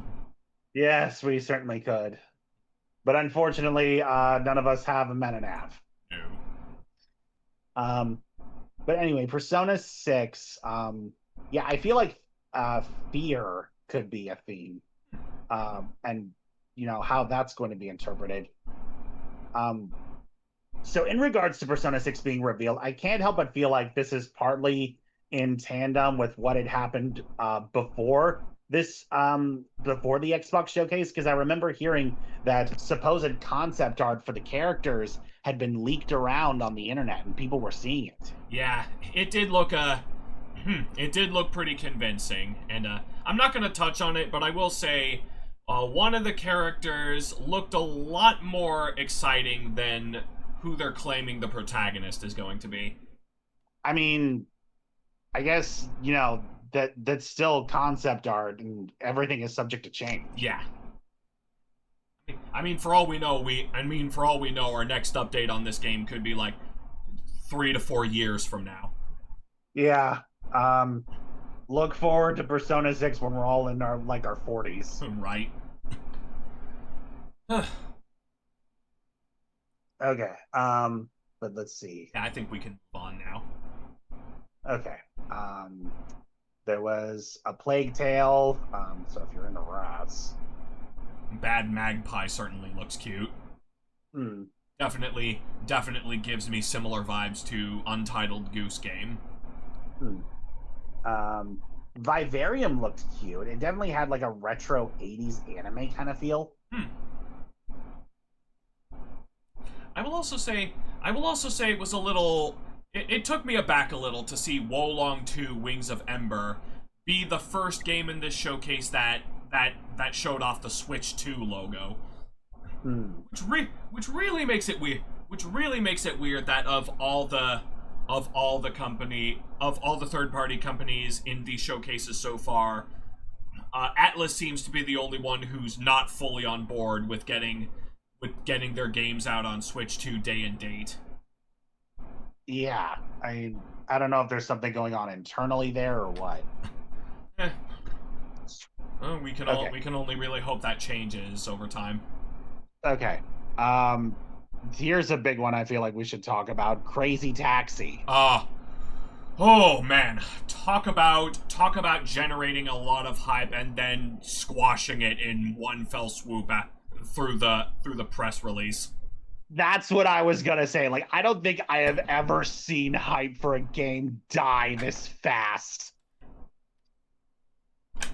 I mean, like we said about Tomb Raider, glad to know that the AI generated building blocks are not going to be in the final product, but it should not have been involved in the first place. Yeah, like I don't even really see why you would even want to implement it in the first place. Like, even just like what were they doing? Just practicing to see how it works? Like you have city models from the Dreamcast game to build off of. Come on, guys. It's like there had to have been workarounds here. I agree.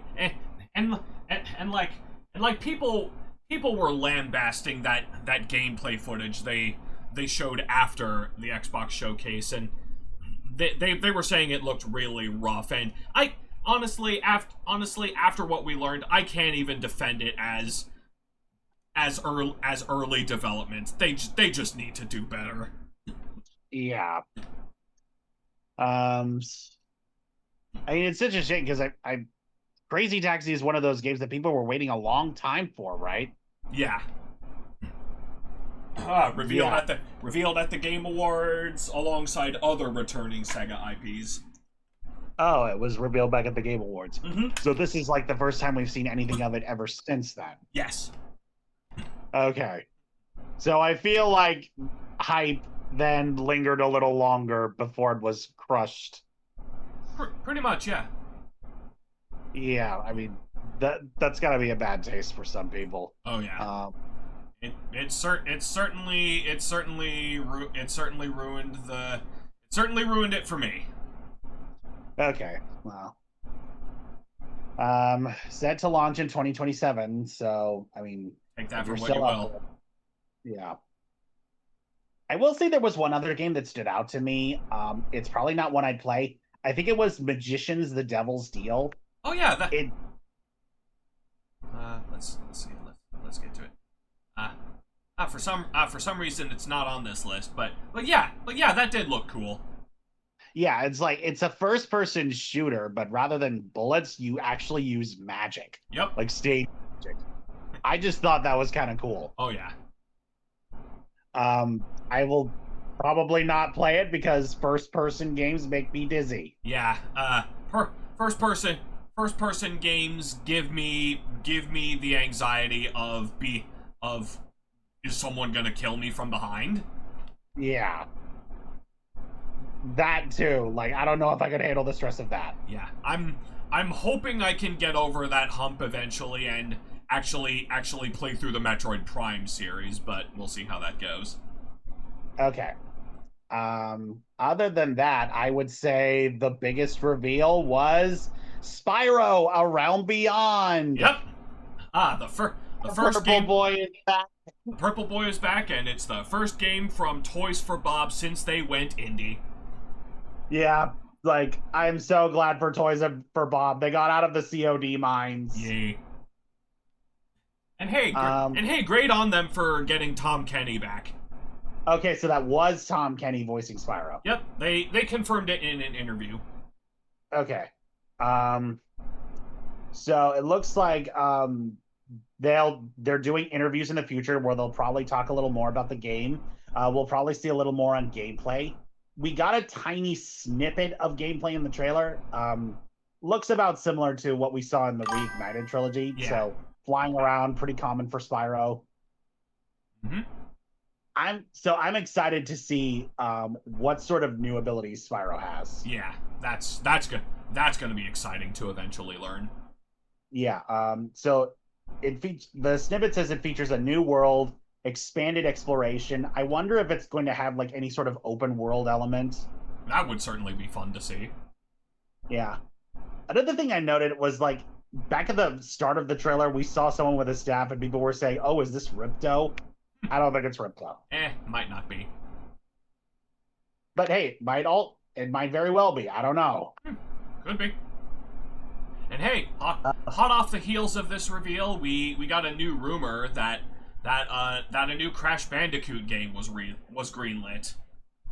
Yeah, so ain't that nice? Spyro and Crash back in the game. Yep, and probably if that turns out to be real, we'll probably not see anything about that for a good few years. But hey, if Toys for Bob get to make Crash and Spyro going forward, that'll certainly be awesome. Yeah. Okay. Anything else we want to cover from the Xbox showcase? I would like to talk a bit about Castlevania Belmont's Curse. Okay, yes, Castlevania. Really glad this is coming along. And what a way to celebrate Castlevania's 40th anniversary. It's 40 years old now. Yep. Oh my goodness. And all the character designs in this game look so cool. I'm really liking the look of Rose Belmont. That's another voice that certainly sounds familiar. Yeah. I'd have to go over the trailer again just to see if I can pick it up. Yeah. I like the combination of 3D models, 2D environments. Yep. It looks like the cutscenes have a more 2D comic book style feel. A little, yeah. Oh, and they even have abilities based on the tarot cards. Yep. Like, that's fun for Persona fans, I guess. Yeah. Excuse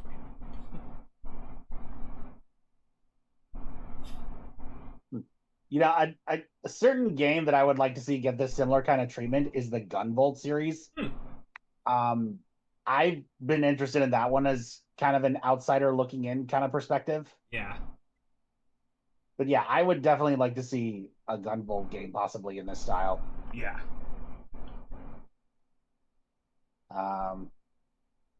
So it looks like this is a sequel to Castlevania Dracula's Curse. Yes. Yes, it does. It does take place around that time because Rose is in fact Trevor Belmont's daughter. Okay, and it looks like it's coming out in October.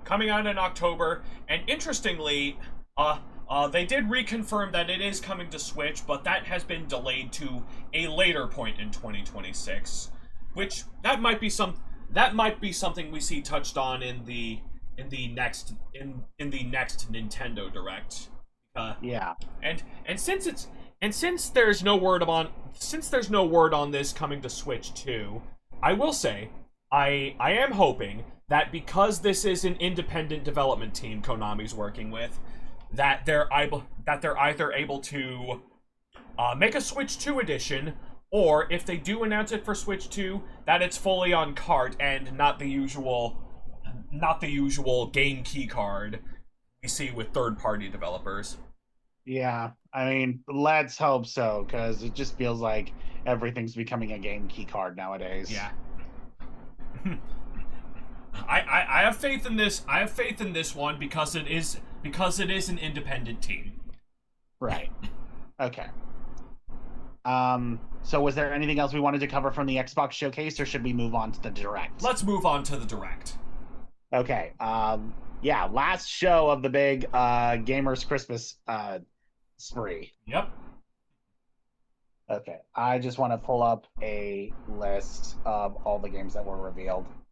So yeah, I feel like of all the shows, this was probably the one that won it for me. Yep. This is definitely the one we were most looking forward to, and I will say it definitely would have had a lot more impact if nearly all the major Nintendo releases didn't leak a few months ago. I mean, I'd say I was fortunate enough to dodge the leaks. Consider yourself lucky. Yeah, I try not to be too much online nowadays because I have like other hobbies that I'm doing. A lot of my work involves uploading drawings online, so I'm not quite as fortunate. Hmm. I'm basically in a prison of my own design in some cases. Okay. Guess I'm just trying to find. Okay, I don't think I'm gonna find any list that's gonna cover it in the order it was revealed. I got the IGN list right here, so I got you covered. Okay, I guess I'll just open it to the IGN list too. All right. So are we starting from the top and then just working our way down? Yeah, let's start from the top. Or in this case they've got it in reverse order, so let's start from the bottom. Okay. All right, I'll just scroll down to the bottom then. Rhythm Heaven Groove. Rhythm Heaven Groove, literally the only first party release bound for the Switch 1 that they covered in the show. And yeah, and because after that it was all hands on deck for the Switch 2, that makes this a fitting opener for the show. Yeah, I feel like they're just really starting to fully enter the Switch 2 phase. Yeah. And Nintendo Switch 1 support is kind of vanishing. It's definitely looking to me like this might be the final major title Nintendo will publish for the original Switch. Yeah. Okay. And hey, what a great title to end off on. Yeah. Onimusha: Way of the Sword coming to Nintendo Switch 2. Like we said earlier, this was a popular title showing up in all the major showcases. Well, except Xbox. Yeah. Dragon's Dogma 2: Dark Arisen. Another great example of Capcom coming to play. Yeah, Capcom just really came to play. Yeah. Stellar Blade is coming to Nintendo Switch 2. Yep, the original Stellar Blade. That's been a hot topic for a while, and now it's here. Yeah. How would you say it runs based on what we saw? Looks like it runs well enough. Okay. I can't pull up the trailer directly. I'm running through ads. Okay. Move on. Yeah. Okay. Orbitals. Yeah, that fun 80s looking co-op game. Yep. I feel like that would be a fun one for us to play. Yeah. I just don't know if my internet connection's gonna hold up, because I know we've tried playing Mario Kart World in the past, and yeah, that didn't go over so well. We may have to try testing online multiplayer games on our own time before we attempt another multiplayer stream between the two of us. Yeah, but I mean, I feel like this would be a fun game to try out on stream. Yeah. It looks fun. Heck yeah, no, that's my jam. Really gotta love that retro anime aesthetic. Couldn't agree more, Moro Strike. Sometimes you just gotta love the retro. Yeah. Okay. Rayman Legends Retold. We got a sneak peek of that coming to the Switch. Yep, we touched on that earlier. Okay. This next one was a real surprise. One Piece Grand Gourmet. Right? Oh man. Like, I'm watching One Piece. I never would have expected this. Like, what? What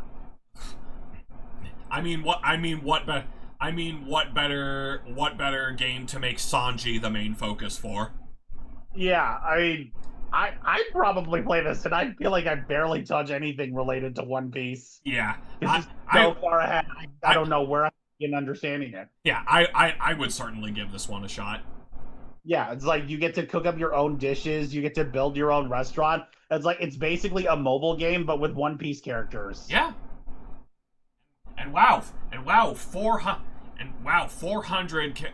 Over 400 characters from across the franchise can frequent your restaurant, and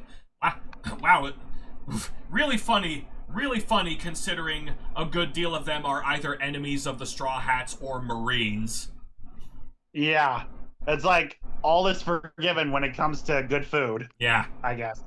that's Sanji's MO. Never let anyone go hungry. Yeah. So, yeah, each character, like, you can even hire characters to work in your restaurant. Yep. It's like, wow, we're really building truces here. Oh yeah. I also love the pixel art style. Like, we were just talking about retro. How could it be more retro than pixel art? Yeah, I'm really digging. I'm really digging the sprites for everyone here. Yeah. It just reminds me of Final Fantasy like that. Yeah, and hey, this may officially be the first One Piece game adaptation since Jinbei joined the Straw Hat Pirates. Yeah. I'm guessing Jinbei is the big blue guy. He's the fishman that joined their crew. It's like this crew just keeps getting bigger and wilder. Yeah, I could go into the lore behind it, but we don't have that kind of time. Yeah. Okay. Next up is the DLC for Pokemon Pokopia. Yep. Really glad that this is introducing underwater exploration. Under the sea. Under the sea. So yeah, you can basically build houses underwater for all the water type Pokemon. Yep. Yeah, pretty much all water type Pokemon, because I don't know who else would dare to live underwater. Well, hey Bulbasaur, you want to move into a new house? You just gotta hold your breath forever. Well, there are some non-water types that make their home underwater, like we did see Tatsugiri, and I can imagine the Electros evolutionary line will show up. Oh yeah, but Tatsugiri is a dragon type, right? Yep. Okay, so yeah, actually we could probably also see Lugia down there. Probably, yeah. Yeah, because we know legendary Pokemon do appear in this game. Yeah. Okay. There's also paid. Were you about to move on, or were you about to expand on this a little more? I was just gonna say, there's paid DLC via an expansion pass. Oh yeah, and boy, the base game for Pokopia is already $70. This expansion pass tacks another $35 onto that. So really glad this is a popular one, because that would otherwise be a tough sell. Yeah, I mean, I definitely still want to get Pokopia at some point down the line. I just don't know when I'd do that. Honestly, and even if I did, I'd probably wait a little while before I got the expansion DLC. Honestly, August is usually a dry month for Nintendo releases, with smaller titles like for example Pokopia DLC usually covering that space. And honestly, because of that, this might be where I finally pick up my copy of Pokopia. Okay. And I might hold off on playing it, if only because of the other releases. But I'm starting to feel like this would be a good game to stream throughout 2027. Yeah, I'd say so. Like, it's a fun, relaxing time from what I've seen. Yeah, and hey, by then I might have built up a good enough audience who'd be willing to watch me rebuild a brand new world. Yeah. Yeah, I feel like, with this current DLC or this update for Pokopia that lets you build houses underwater, they got to come up with another one that lets you build houses in the sky. In the sky, yeah. That for all your flying type friends. Oh yeah. Okay. Excuse me. Was that it for Pokopia? That's pretty much it for Pokopia. Okay, next up, Fire Emblem Fortune's Weave. Finally got our first real info on this game since its reveal in the September Direct last year. Yeah, and so as we expected, it looks like you choose from 4 different routes. Yep. So similar to 3 houses, just throw in one more. And I will say real quick, it was hard to hear. It was hard to hear a lot of the characters because the narrator was explaining how it works over it. But based on at least one small voice clip we heard, I am glad that it sounds like the cast we heard in the reveal trailer does seem to be sticking around, because there was a bit of an issue around well, I guess I can touch on the voice actor strike a little bit, because Nintendo seems to be staunchly non-union. A few voice actors wound up walking out on Fire Emblem Heroes, and that includes Kyle McCarley, voice of characters like Alm, Soren, and the Gatekeeper. He is now voiced by Kylan DePorter, who, as far as I've heard, is another prominent voice in the Hoyoverse games. What was the name again? Kylan DePorter. I don't think I've heard of that name before. We can certainly look it up later. Yeah. Okay. Anyway, back to Fortune's Weave. Yes. So we got more snippets of gameplay. Basically the classic Fire Emblem formula. I think the combat arts are still new. Like, we discussed this way back when. Mm-hmm. Other than that, I do want to bring up the box art that we saw for Fortune's Weave. Mm-hmm. Like those two angelic figures in the center. Like, who are they? Are they the Byleth of this game? They might be the Byleth of this game, and its entire... And, well, since we've got 4 protagonists we're focusing on this time, they might have a different kind of role this time. Yeah. I highly doubt it's the same. It's just, like, Byleth was a mercenary that eventually became a teacher to these 3 different classes. I'm curious as to what role these angelic figures play in the story.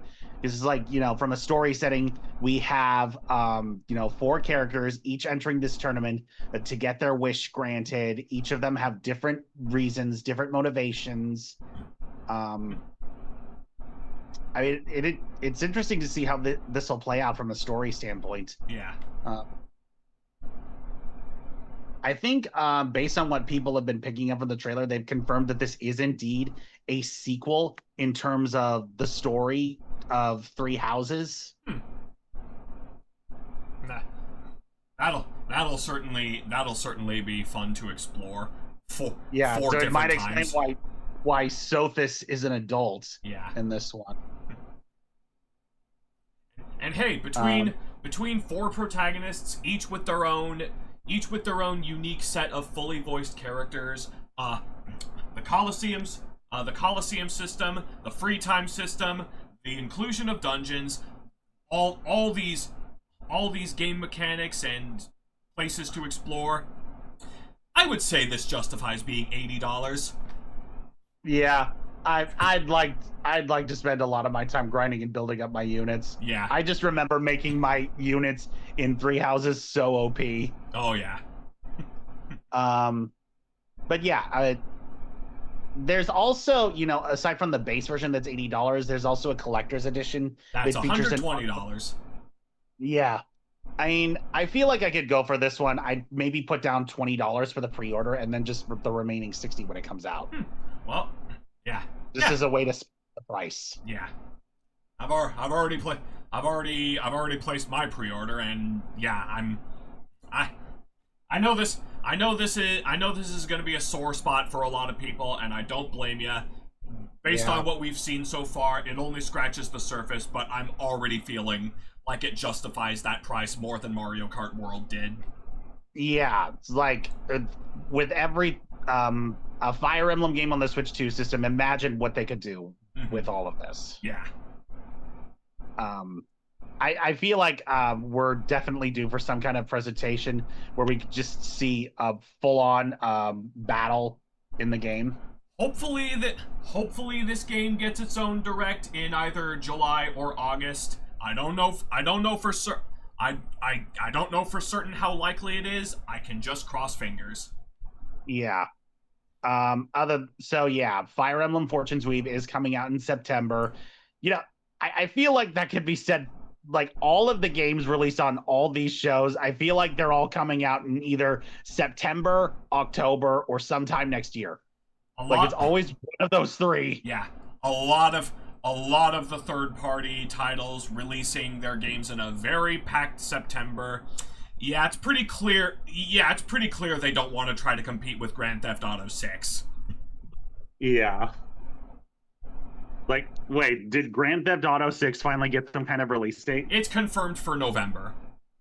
Okay, well, that explains it. Yeah. Okay. And I will say, September 17th, when the Minoru's Construct amiibo was revealed for that date, I pretty much called it that Fire Emblem was going to release that date. Yeah. Okay. Let's see. Beyond that is... Sorry, one moment. Let me just grab my stuff. I moved to another room. Gotcha.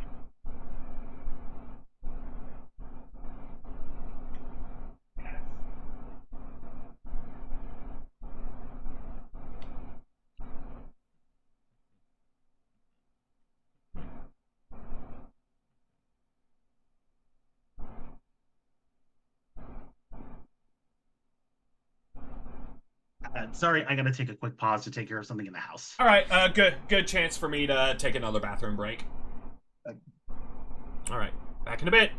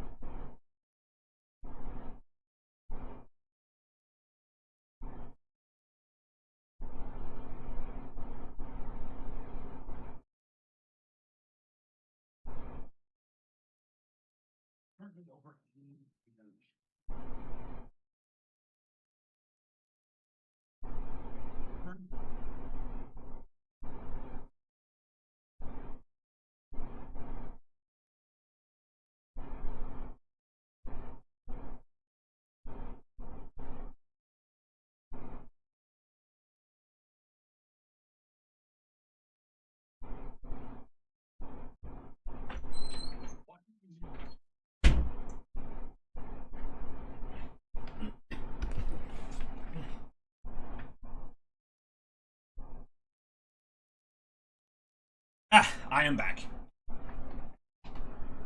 Doesn't seem like you are yet. No, I'm here. Oh. Just a second to set things up. I moved back to the other room. Ah, okay. I'm just moving air conditioners around because the technicians left. They could not fix what was wrong with our thermostat. Oh. So we had to roast in a house that's over 80 degrees until Monday. I am sorry to hear that.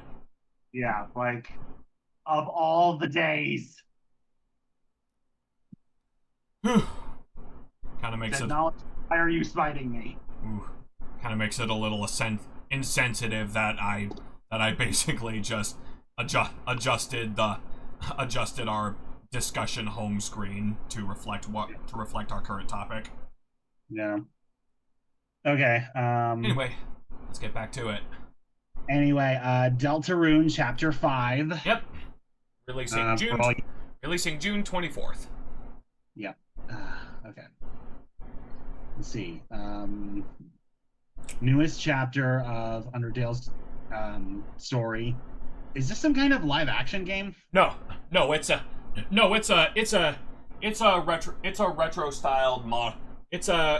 retro styled modern RPG. Oh, okay. And I will say, because Toby Fox confirmed that development on Chapter 6 is going smoothly enough that he was able to get an early start on Chapter 7, I honestly wouldn't blame him if he chose to delay Chapter 6 from what's looking like an annual release to get both that and Chapter 7 out December of 2027 or early 2028. Okay.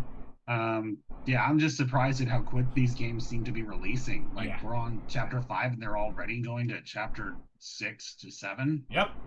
And it's going to be a 7-chapter total game. Okay. And with the release of chapters 3 and 4 on the Switch and Switch 2 last year, this chapter 5 now being a free update, it's looking like this entire package is only going to be $25, and that's another example of phenomenal indie creators selling themselves far too short. Yeah. Okay. So next up is the Donkey Kong Bonanza DLC, which I think apparently lets you let DK and Pauline dress up as Mario and Luigi. Yep. Temporary event as part of the Emerald Rush DLC, where you get costumes based on Mario and Luigi. That's really nice. Yeah. And I also got to try out that Donkey Kong challenge as part of on NSO that's going as part of this event, and the retro challenges were certainly easy enough. The challenges in Donkey Kong Bonanza itself will really give you a run for your money, and I got to look at the developer challenges near the end, and I'm not even going to try with those. Okay. All right. Next up is Jujutsu Kaisen Rumble Survivation. Wow. Yeah. A Jujutsu Kaisen game from the Vampire Survivor dev team. Somehow I never expected it, but somehow it honestly fits. Yeah. Okay. Lords of the Fallen 2. All right. Lies of P. Lies of P. I'm definitely glad to see that coming to Switch 2. Yeah. On a proper game card, no less. Yeah. Okay. And then we have Devil May Cry 5 coming to the Switch 2. Yep. Glad to see Capcom bring that to the system. Yeah. It's coming in at 60 FPS. Yep. Okay. Next up is Big Walk. That looks cute. Another silly game you can just play with friends. Yeah. From the creators of Untitled Goose Game. Oh, nice. It looks relatively peaceful, but some people will find a way to be chaotic. Yeah. Okay. All right. The Xenoblade Chronicles games are getting Switch 2 editions. Yep. And I guess they're coming all in one package. No, they're individual releases. Okay. And hey, really glad to see them give this trilogy the Switch 2 edition treatment. A lot of fans have been asking for that. Yeah. I can imagine so. The Xenoblade games are really popular, Yeah. it seems. I wish I could. I would like to get into the Xenoblade games. It just seems every time I see gameplay footage for it, the UI just looks so complicated. Like it's all over the place. Yeah. But I'd give it another honest look. Yeah. Give it a shot. Yeah. And I will say that because Xenoblade Chronicles is the focus of Switch 2 editions for the latter half of the year, it's kind of starting to feel like they're winding down on Switch 2 editions of Switch 1 games. Yeah, and now eventually they'll just start making full-on Switch 2 games. Yeah. Okay. It's Pikmin 4 is one that has been rumored for a while, and I feel like that could potentially be a winter or early spring release to pad out the schedule. I have ideas for Switch 2 editions I'd like to see down the line. A few of them I wound up scratching off that list because it's definitely seeming like they're gearing up to do sequels instead. Similar to Switch 1 games getting sequels instead of Wii U ports. Yeah. Speaking of sequels, or I guess this one isn't really a sequel, Xenoblade Genesis, just a brand new Xenoblade title. I'm guessing with the story just completely different from the last 3 games. Yeah, it's being touted as a new beginning for the series. Yeah, I feel like if I was ever going to start diving into the Xenoblade series, that'd probably be where I do it. Yeah. Like it's a fresh take. They're not too reliant on the previous lore. Like if it's a brand new chapter, it's a brand new story, brand new characters. Like I feel like I can dive in without worrying too much. Yeah. And I hope the UI won't be as overwhelming as it was for the last few games. We'll certainly find out when they're ready enough to unveil a potential release date. Yeah, we know it's coming out next year, but we don't know exactly when. Yeah. And considering the voices are only in Japanese so far, it's definitely looking like we may be waiting a good long while for new information on this. Yeah, I mean, I'm pretty sure Xenoblade gets voice actors from the UK. Right? Yeah. And I would certainly like to see that trend continue for this, because that's a rather underrated process, getting UK voice actors to dub JRPGs. Yeah. Okay, next up, Nintendo Switch Sports Resort. Yeah. This. Really glad to see Woohoo Island come home. They have a lot of fun-looking games. The one that really got me laughing was the fact that they have Thumb Wars. Yes, the one that Koizumi decided to demonstrate only to lose. Yeah, that's frankly ironic. Mm-hmm. Okay, let's see. Oh, let's not move on just yet. I'll definitely consider purchasing this one.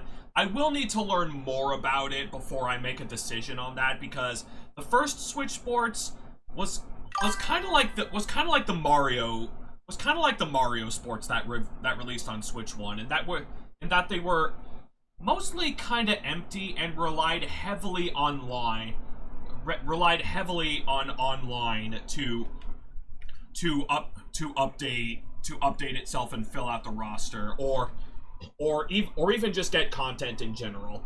I'm hoping this one takes a lesson from Mario Tennis Fever and offers a more complete experience at launch.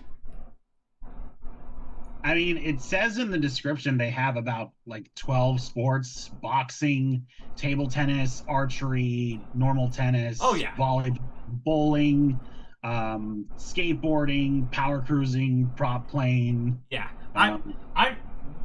What I mean here is I'm hoping it doesn't rely too heavily on. I'm hoping it doesn't rely too heavily on online features and events just to unlock things like new outfits and stuff like that. oh yeah, like how it was in. You mean like how it was in Legends ZA, where you needed to compete in online matches just to get like certain mega stones, That stuff and like. that and how it was for the original Switch Sports. Yeah. Okay, yeah. I'm hoping the devs take that feedback into account. And speaking of feedback they took into account or didn't, really fun. It's really funny to see the sports mates thrive in this series after they got so much flack in the original Switch Sports. But I am glad that Mii's haven't been entirely abandoned, especially after Tomodachi Life proved to be very successful. Yeah. But hey, I am glad that the sportsmates are sticking around because I honestly kind of liked them. Yeah. And hey, Switch Sports did sell a good amount, so they were pretty much bound to be sticking around. Yeah. The only thing that at this point the only thing they really need to cement themselves is to be playable in Smash Brothers. Yep. Okay. Now we can move on. Okay, and of course, next up is Star Fox. Yes. I am very much looking forward to this one. As am I. I actually got to play the demo the other day. Same. Speaking as someone who doesn't have much experience playing the Star Fox games, I did find it pretty fun, if challenging. Mm-hmm. The gameplay was easy to understand. Yeah. Even if it was a little overwhelming sometimes. Hey, really glad they walk you through a much more detailed tutorial than admittedly Star Fox 64 had. Yeah. Yeah, they went through all the buttons. They covered all of the things you can pick up in the levels. Things that increase your shield or increase your overall health. Bombs. Yeah, I feel like I had a good enough grasp on the gameplay. Yeah, and hey, the updated character designs for this entry, they were a very controversial topic when they revealed, and they still kind of are. They've honestly really grown on me. Yeah, I mean, for me, I treat it like, how I usually react to new Pokemon designs. I'm surprised, I'm off foot, but then it's like, give me a little time. I'll get used to them. Yeah. And honestly, I don't think they're that bad. Oh yeah. I feel like once I play the game, they'll really start to grow on me. Their more animalistic legs still take a little getting used to, especially Falco's. But honestly, I'm really digging this. I'm really digging this look being what Star Fox could look like going forward. I mean, let's be real. With how gameplay usually works, you won't be seeing much of their legs anyway. Yeah, true. Actually, in regards to Falco, once I started playing through some of the cutscenes, I think I have an idea of who voices him, but I won't say. I won't say either. I've got a really good guess on who plays Fox. I got a pretty good idea who plays Pigma. I know who's playing Peppy, but I will say, because we got a preview event a few weeks ago where we got a little more gameplay footage, including our first voiced look at Star Wolf. Mm-hmm. Because people asked about it and it had to be confirmed, I will say that is not Steve Bloom voicing Wolf. I may have to check the clip again. People asked I him didn't on have something that Steve Bloom was voicing Wolf. I just want to hear the voice again. people asked him online because this voice sounded so similar. He had to confirm it wasn't him because Star Fox is non-union, and it's like, and it kind of brings back kind of brings back an earlier topic we discussed, where, guys, just wait for an announcement. Don't ask. Don't be this confident in a guess. Yeah, like, again, NDAs, and you could be wrong for all you know. Yeah, exactly. It's kind of a repeat of Joe Zisha having to confirm he doesn't voice Fox in this game. Yeah. I'm pretty sure he did voice Fox once, but not here. He previously voiced Fox in Star Fox Zero: The Battle Begins, which is a promotional animated short film for Star Fox Zero. Yeah, that was it. Yeah. Okay. Next up was Final Fantasy Resonance. That looks fun. Final Fantasy going HD 2D for the first time. Yeah. I mean, they were HD 2D back in the good old days. Yep. And hey, the return of turn-based combat. Yeah. I mean, I'd be up for playing this. Yeah, it looks cool. This alongside Adventures of Elliot and Live Alive on Switch 1. Those are probably the top 3 HD 2D games I'd most like to try. Yeah, I mean, I'd like to try a lot of games, but I don't know if I'll ever get the time to. Okay, that and the Dragon Quest 1 through 3 HD 2D remakes. Yeah. Okay. All right. Yeah, Final Fantasy Resonance coming out on October 22nd. Yep. Okay, let's see. Beyond that, we had the Dusk Bloods. The Dusk Bloods, which revealed no updated gameplay, no release date, just that a closed network test is coming this summer. Yeah. Let's see. Dragon Quest Monsters: The Withered World. Which really cool to see some gameplay on that after the Dragon Quest showcase, where we officially got our reveal for Dragon Quest 12. Yeah. So it's basically, it's like Pokemon, but you even have the ability to fuse them. Exactly. Yeah. So in a sense, it's more like Digimon. Mm-hmm. Okay. So that one's launching December 3rd. Yeah. We have Splatoon Raiders. Yep. And I don't know how into the Splatoon series you'd be into, because I don't know if online multiplayer third-person shooting is your thing, but this series really resonated with me, and I'd say the single-player content is part of where it shines the most. So I feel like if there's any entry to serve as a starting point, it might be this one. Yeah. I mean, as far as shooters go, I think this one is pretty okay. Yeah. I'd be willing to give it a try at least once. Mm-hmm. But yeah.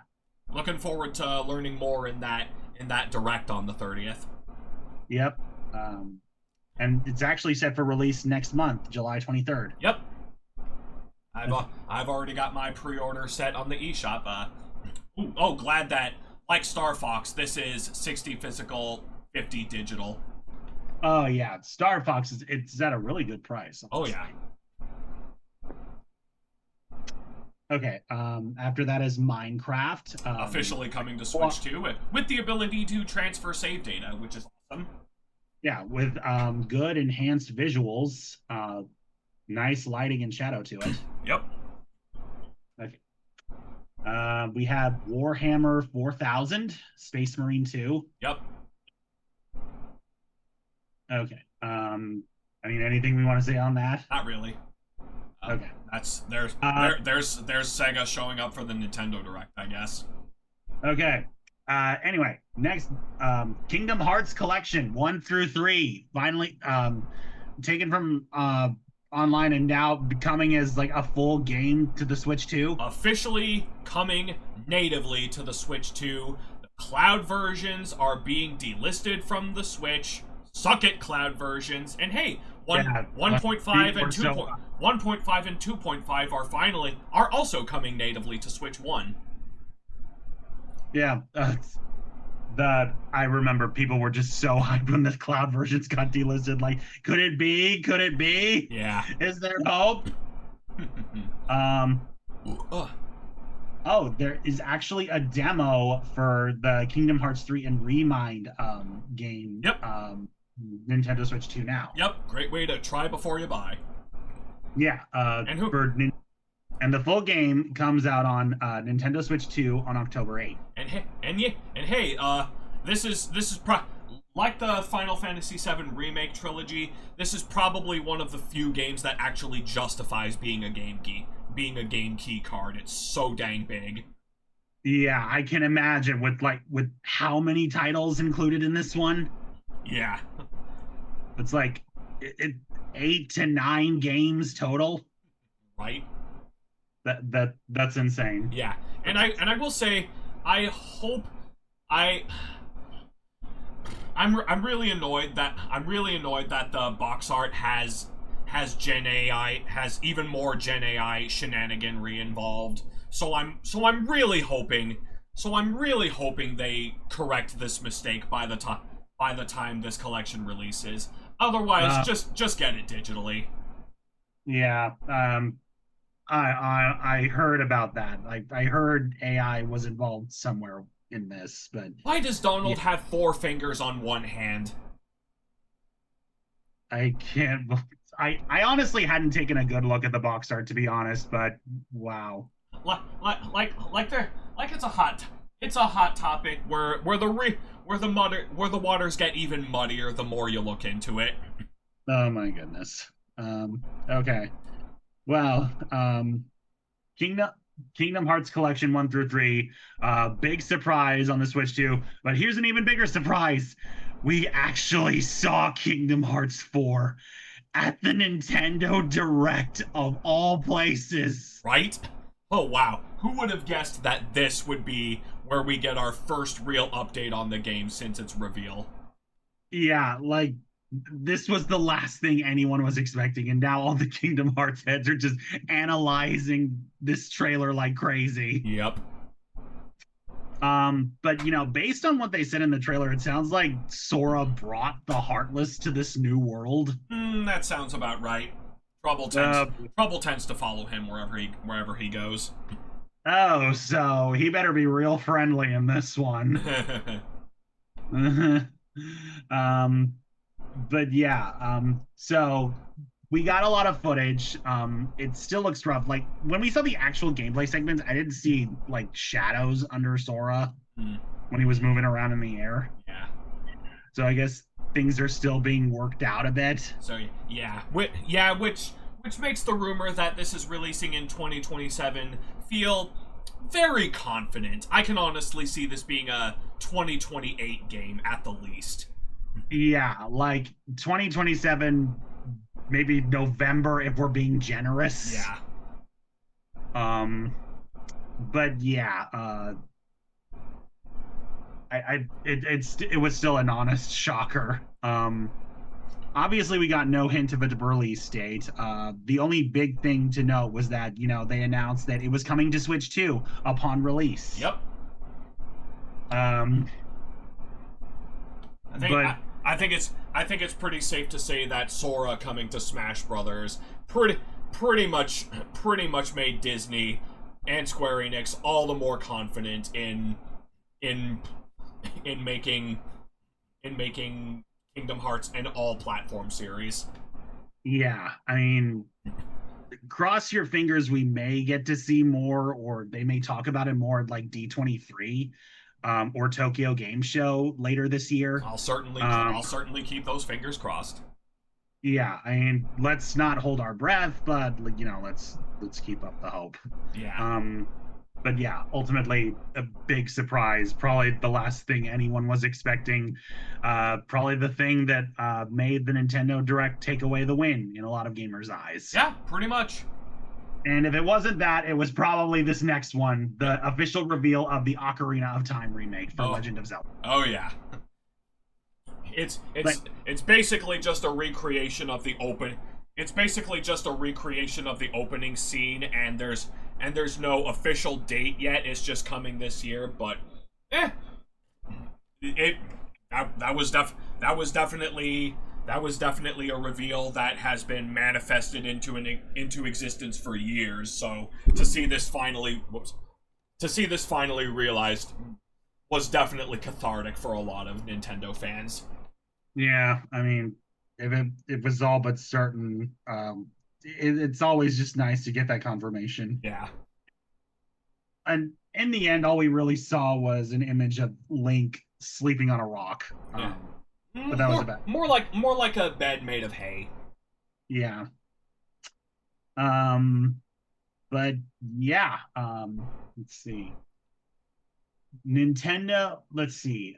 The Nintendo 64 Classic returns for a new generation in 2026, reborn exclusively for Nintendo Switch 2. So I guess we can take that to mean it's coming out this year? Yes. Okay, so possibly October, November release. November or December, I'm thinking. Yeah. Okay. And fair enough.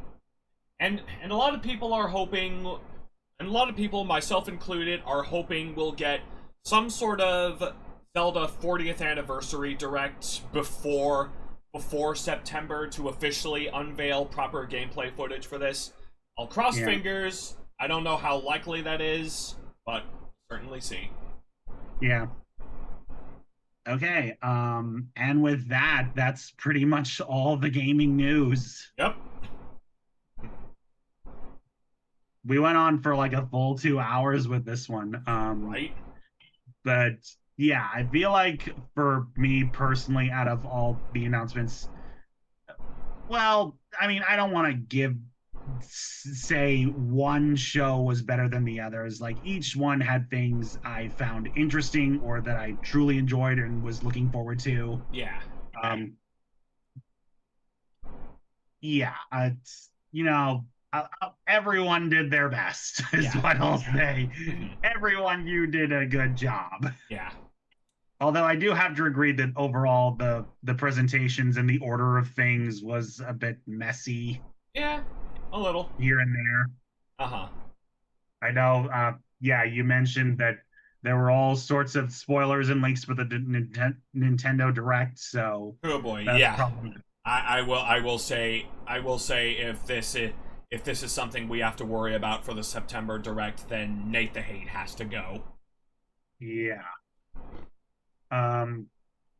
I mean, I just try to find things to occupy my time without looking too much at reviews. Yeah. Or it's like if there's something I have to upload, like if I'm doing any sort of content creation, I just probably, stick to one window at a time.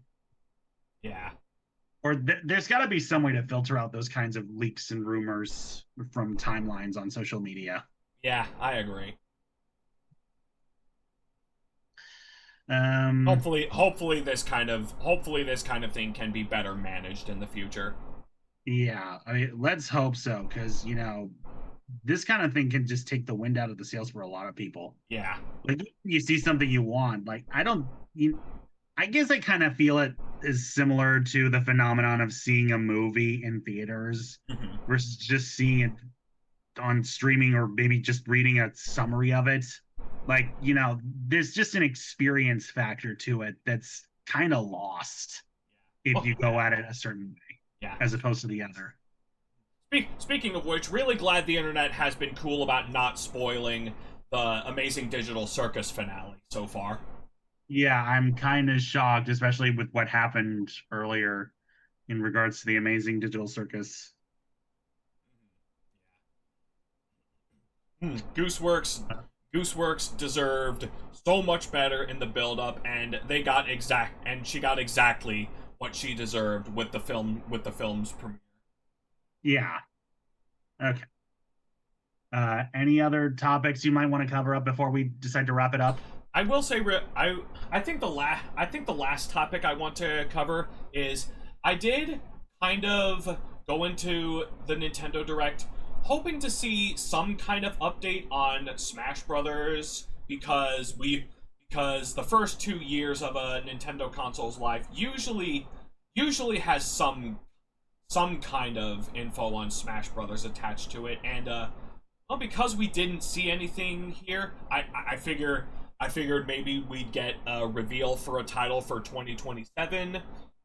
But honestly, now that the direct has come and gone and we didn't get anything on that, I'm kind of content we didn't, cause it means, well, for one thing, we don't have to linger on Ultimate any longer, and now we can, now if a new entry is in development, we can go into that completely fresh, and hopefully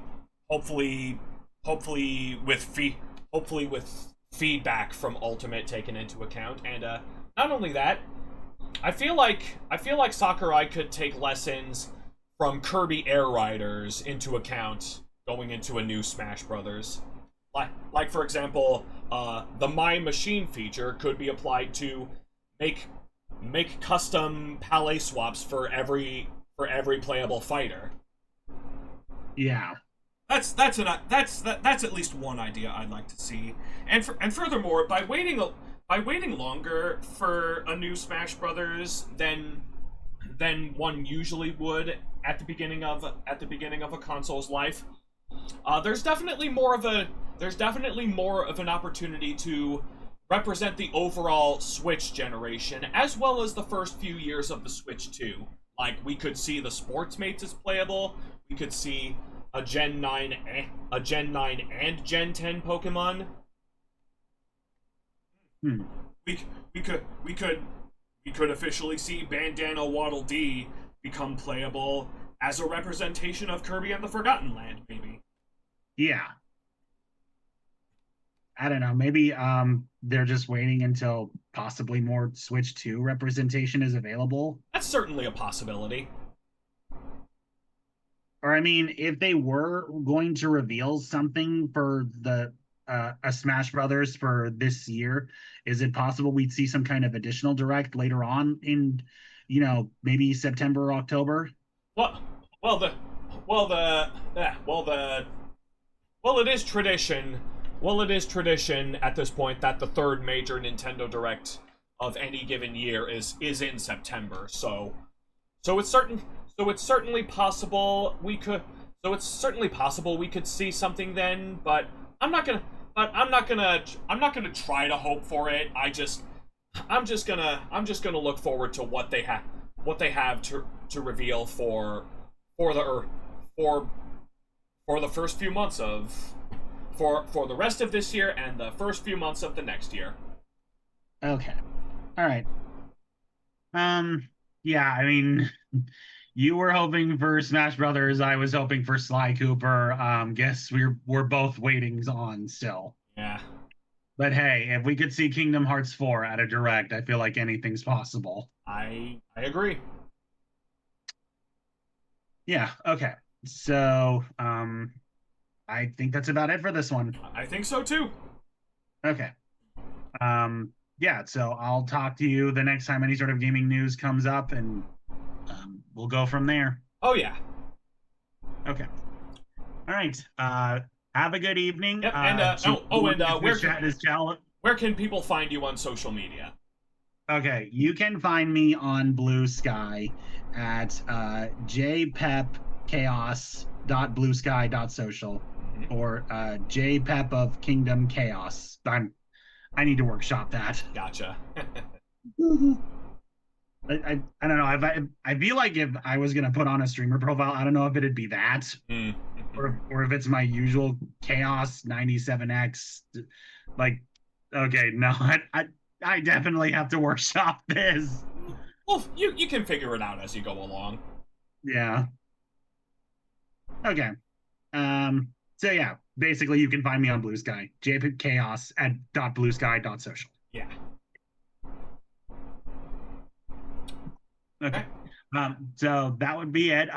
That's it for me. Have a good evening, everyone in the Twitch chat. However many of you are left. Yeah. Okay. See you all next time. Yep. Have a good one. All right. And before I sign off, I will say, because the last, yep.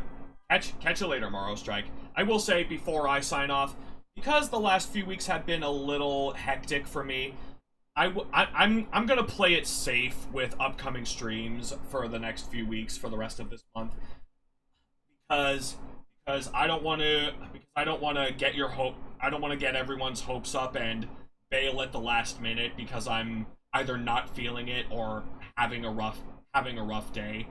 So next week might be just a racing game stream if I'm feeling up for it. And by the end of the month, hopefully I'll be able to do an intro stream for Star Fox. We shall see. I'm probably not gonna announce anything days in advance until I'm absolutely certain I can pull it off. But yeah, we'll see how that goes. Until then, I'll catch you later, and yeah. Let's hope we're in for a better latter half of the month than I've been having thus far. All right, take care, y'all. See you later.